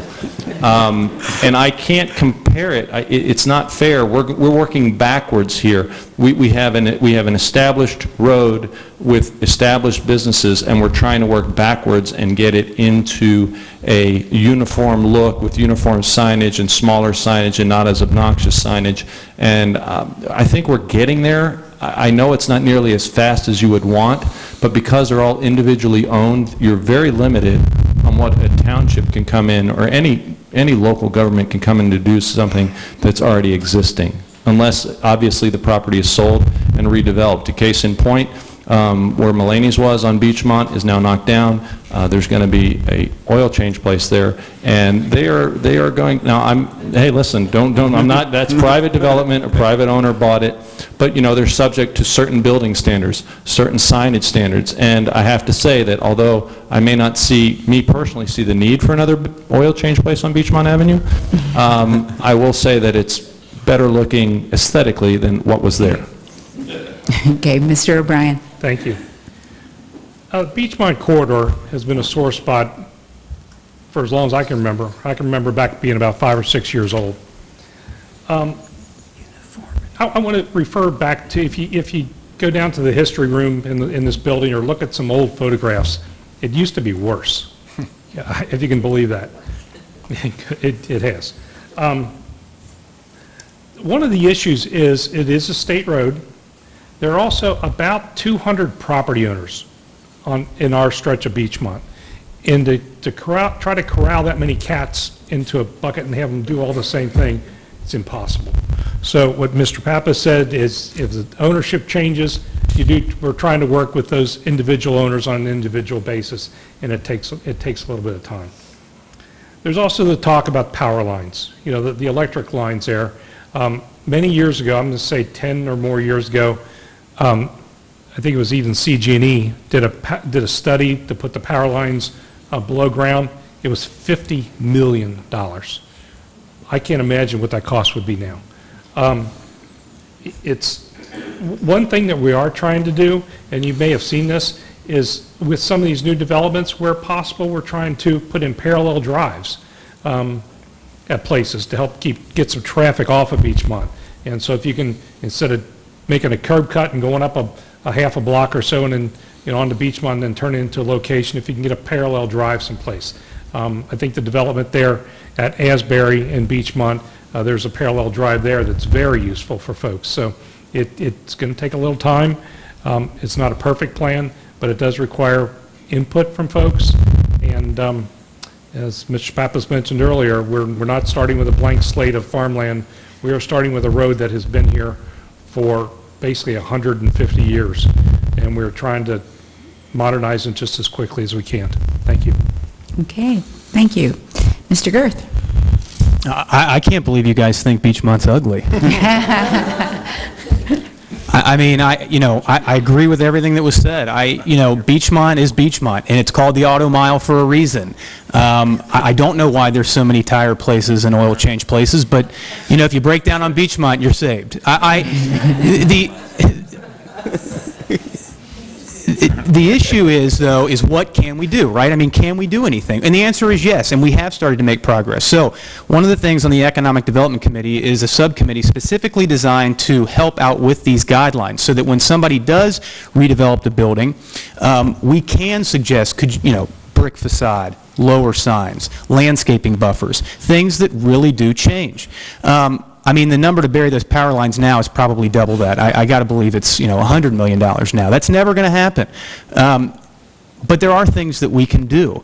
And so I think, we're making progress.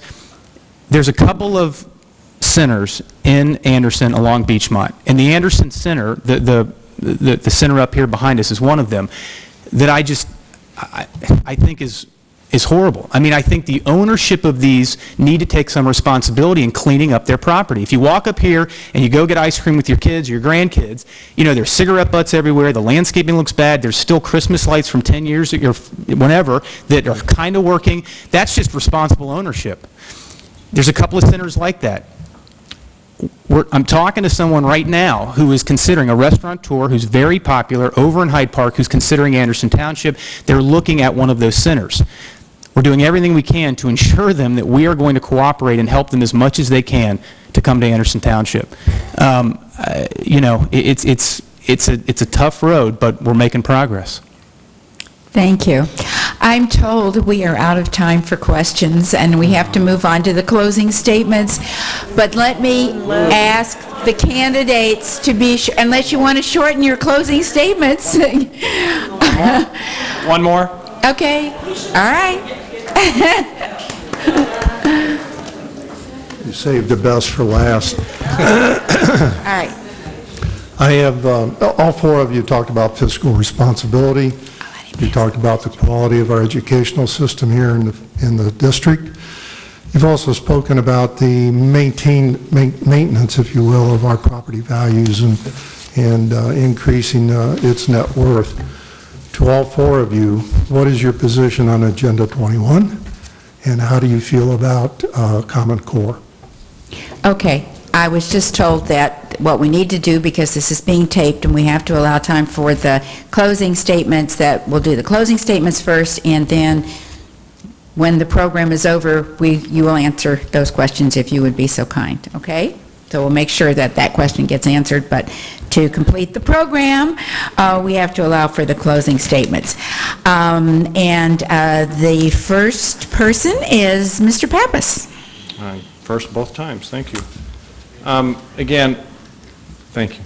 Again, I'd like to thank the League of Women Voters for hosting the event tonight, and most importantly, I'd like to thank all of you for coming tonight. I didn't think it would be this large, and you being here speaks volumes about the involvement in Anderson Township, and I think it's great, and I think it needs to continue and build. I think, in related to that, I think a lot of the problems we face today in this country is due to the fact that people aren't involved in their local government. And I think that a lot of times we would have a better, I think our government functions best when we have a engaged, informed electorate who gets involved. That's just the way it works. A lot of times people think that it's just their duty to get up on election day, show up and vote, and it takes much more than that. It's diligence that we need to maintain our freedom and really our form of government. So thank you. I'd like to just end the night by telling you a little more about myself and some of my perspectives. My father immigrated to this country from Greece. He survived the Nazi occupation of his homeland and the aftermath of the Civil War afterwards. He came over on a troop transport ship, his whole family did, with nothing more than the clothes on their back and what they could carry in their suitcase. And through hard work, determination, and fiscal discipline, he made something of himself and is comfortably retired down in Texas. He truly is the American dream. Those traits of hard work, fiscal discipline, and responsibility have stayed with me my entire life, and they've shaped who I am today.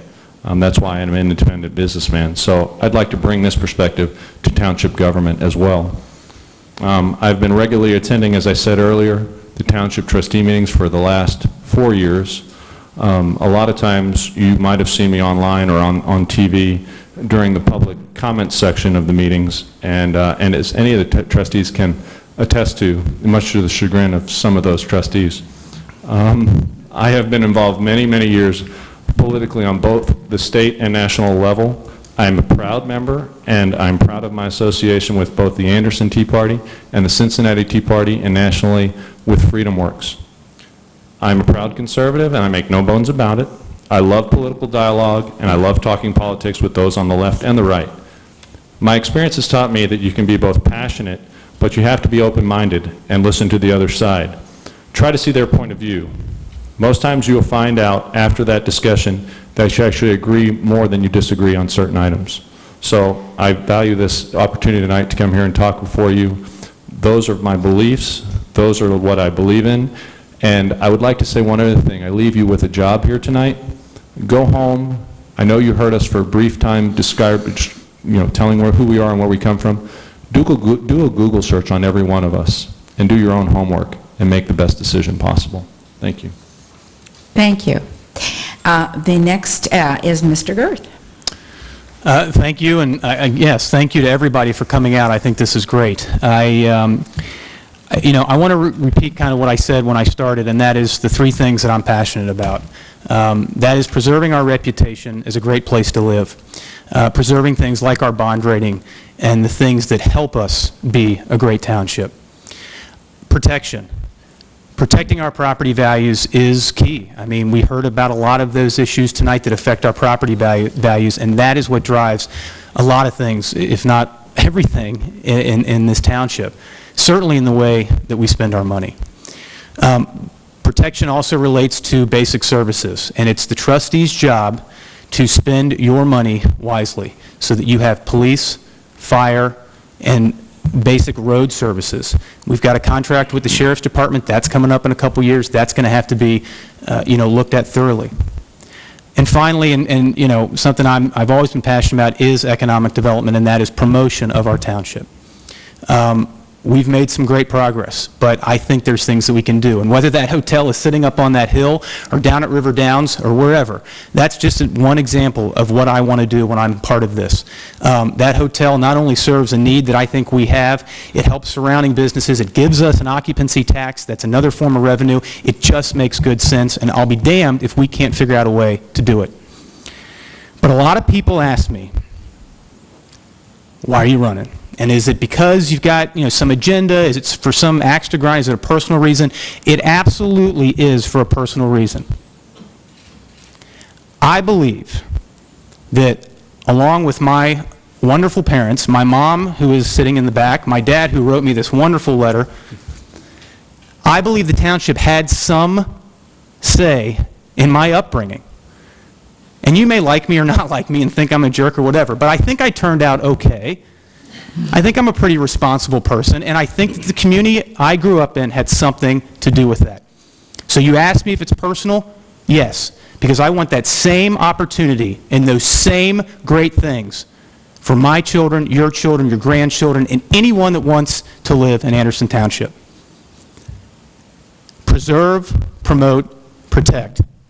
I'm going to end with two quotes. One of them is from Michael Bloomberg, the city of New York City, who gave his State of the City address. It won't be easy, but I think it's fair to say we've laid the groundwork for success in making New York City a global leader in resilience. Now, we may not be New York City, but we have laid the groundwork. He goes on, the future is not preordained, it's ours to shape and strengthen as best we can. Working with the residents, the schools, the parks, the businesses, everybody working together, we can get these things done. I'll end with one more, and this is from Ronald Reagan. There are no great limits to growth because there are no limits of human intelligence, imagination, and wonder. I believe that thoroughly, that the people of this township certainly fall into that category. Thank you very much. Thank you. The next closing remarks are from Mr. O'Brien. Okay, thank you. Thank you, everyone, for coming tonight. This is a wonderful crowd. Virtually everybody stayed till the very end, and I commend you. Thank you very much. As a candidate 4 years ago, I promised fiscal responsibility, to bring fresh energy to the board, and to strive to make Anderson with a brighter future. My first term will be coming to a close in a few months. Let's take a look at the record. Fiscal responsibility. Yes, spending for the last 3 calendar years has been reduced by over $6 million. I mentioned earlier, 17.2%. That's reversing a trend where the previous 9 years it had increased from 2001 to 2009 from $14 million up to $36 million, or an increase of 156%. Outsiders have also noticed. Mr. Girth mentioned a moment ago about our bond rating. Moody's Investor Service, they're a global financial rating firm. In April of 2010, they acknowledged Anderson with a AAA rating. That's the very highest possible. And we're one of about 10 or 12 communities in the state of Ohio that have that. That's phenomenal. Fresh energy to the board. Yes. As a board member, I make it a point to ask the tough questions, not only on those line items, with other that Mr. Piewitz talked about earlier, but also in staff meetings and also during the televised public board meetings. If you've watched that, you find I do ask a lot of questions. I'm 100% committed to the job. I've attended every scheduled board meeting since taking office in January of 2010. Does Anderson have a brighter future? I believe so. Anderson Township has seen unparalleled economic activity and investment. The riverfront at River Downs is well on its way to completing a $200 million renovation.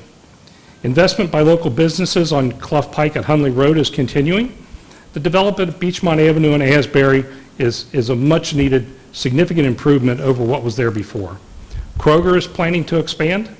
Other businesses along Beachmont and 5 Mile have begun investment in our community. Whether you think we need another oil change place or not, that's up for discussion, but they're making an investment there. The Salem Road Business District, if you haven't been down Salem Road lately, go down there. We've done a lot of work down there with new sidewalks and new striping. It makes it look much better. There are meaningful pockets of economic activity where there was none before. As a township trustee in a second term, I promise to continue working hard to keep Anderson Township at its very best, be fiscally responsible, and bring solid leadership to all decisions. On November 5th, or by absentee ballot, when you cast one of your 2 votes for trustee, remember Kevin O'Brien. Keep our township, public safety, and community excellent. Vote for a candidate that understands and has delivered on these quality items. Thank you.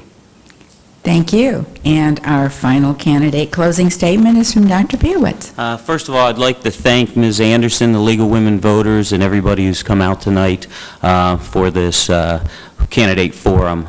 You've heard a lot of good ideas tonight, many similarities between us candidates, many differences between us candidates. I personally entered this race as just a regular citizen, not because I'm a politician, a leader of a political club, or have further political aspirations.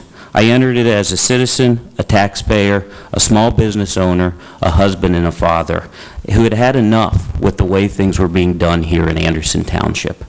I had enough with the spending on wants instead of needs. I did not appreciate the lack of responsiveness, lack of concern, or downright contempt that was exhibited by certain trustees when the trustees' plans, decisions, and ideas were challenged by the citizens of Anderson. I felt the residents of Anderson deserved better. I entered the race because of a lack of transparency in the township dealings and the perception, either right or wrong, that the backroom deals were the norm here in Anderson Township. We've discussed many of these kind of projects and many of the kind of deals that were going on here tonight. But I want you to remember when you leave here tonight, I will be accountable only to the men, women, and children here in Anderson Township. And I will do what's best for everyone that's here. Not a political party, not my own personal interest, and not for any further political aspirations. Thank you. Thank you very much.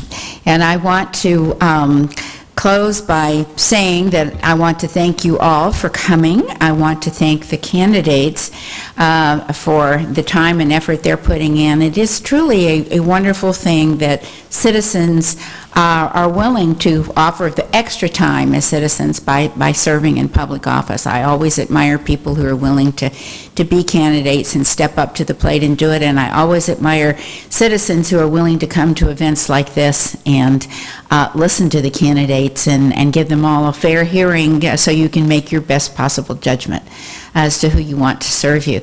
And I think now is a good time for us to do that applause that we're all pent up to do.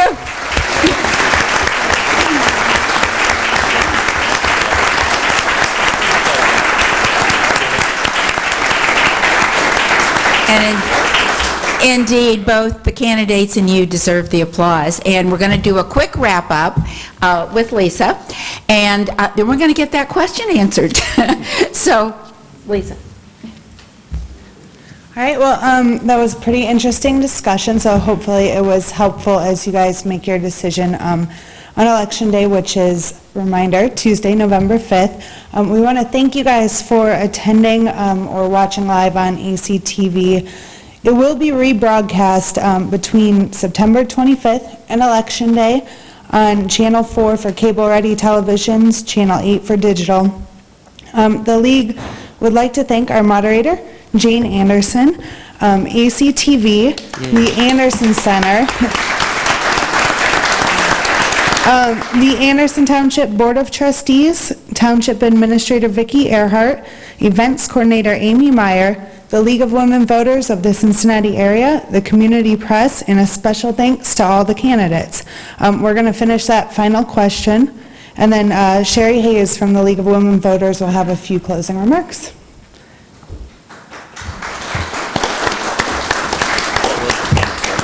And I guess the next thing is, just in case anybody's forgotten, because I think I already have, would you repeat the question? Thank you. All four of you spoke of fiscal responsibility and the quality of our educational system and our property values. What's your position on Agenda 21 and Common Core as it relates to those three items? I didn't catch it. Who wants to go first? I'll go. Against both. I mean, Agenda 21, I think for those that don't know about it, need to read about it. And the Common Core, from what I have read, is, they've quoted it as dumbing down the system, but it is leveling the playing field or whatever you want to call it. But I don't think we need to be mandated by the federal government on how we educate our kids here in Anderson Township, which has a phenomenal reputation for educating our kids. The education of students is handled well by our school board. There are 5 dedicated people on that school board. Occasionally they don't agree on everything. I think one thing they do agree on is they're going to find the very best way to educate our children. And I'm really, I'm going to leave that in their capable hands. Thank you. As regards to Agenda 21, I'm aware of it. I'm steadfastly against it. I've read a lot of things that you've written about it, Lou, and done my own homework on it, and it's real. It's out there. I suggest everybody look into it. It's not just some conspiracy theory or some tinfoil hat-wearing idea. As regards to Common Core, I can tell you unequivocally, it is dangerous. And I think that there's a reason we have local school boards, and there's a reason we have state boards of education. We want the control at the state and local level, and I don't think it's a wise decision to abdicate that responsibility to Washington, D.C. They don't know us. They don't know our children. They don't know what we want. Who are we supposed to go to if we have a problem with the curriculum? I even heard a report yesterday on the news that they're teaching the children that the Second Amendment says something completely different than what the Second Amendment actually says. When we start changing words of our founding documents, we go down a very slippery slope, and we are in great danger of losing our freedom. It's kind of scary that Mr. Pappas and I agree on something. I do believe education should be left to a local level. Being married to an educator, it's very difficult to hold one group of individuals to the same standards as other groups of individuals. We don't know their particular socioeconomic status and the things that affect them in their home life or outside the school, let alone what they can learn while they're in there. So I do not believe that the federal government should be mandating standards to the local school boards. Ma'am, I want to clarify my answer. I'm totally against it. I mean, it's ridiculous. So just. What about Agenda 21 that came across your watch? It's stuff in this county, in this territory, Anderson Township. What about it?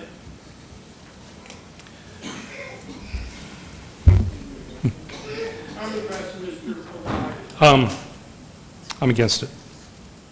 Please? Against it. Against it. Because you let it come in here and put that cross on our back.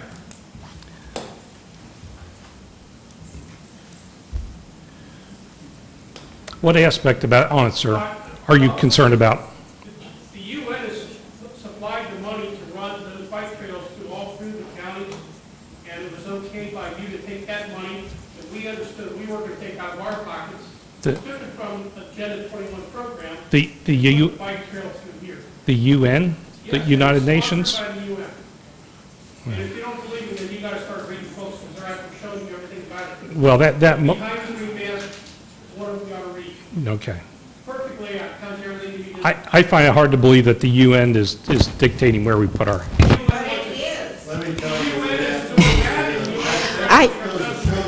I think for those who would like to leave, you can continue this discussion later. It sounds like a really interesting one. But let's just continue this later and do the wrap-up from Sherry Hayes right now. Thank you. Thank you all. I'm sure everybody's anxious to leave, but I just would like to thank our candidates again. And, you know, it's tough to be a candidate, but in the United States, if we didn't have ordinary citizens stand up and run for office, where would we be? So I applaud anyone who runs for candidate, for trustees, school board, anything on a local level, and it's certainly not easy, and, you know, we know they don't get paid a lot. Anyway, again, thank you from the League of Women Voters. You may pick up some information outside. This is our They Represent Us. This is how you can contact all of your elected officials in Hamilton County. We also have coming out soon, I don't have one to bring with me, the Who and What of Elections, which is a nonpartisan voter guide. It will be available at the local library, around and about, or you can get it you know, from the League office.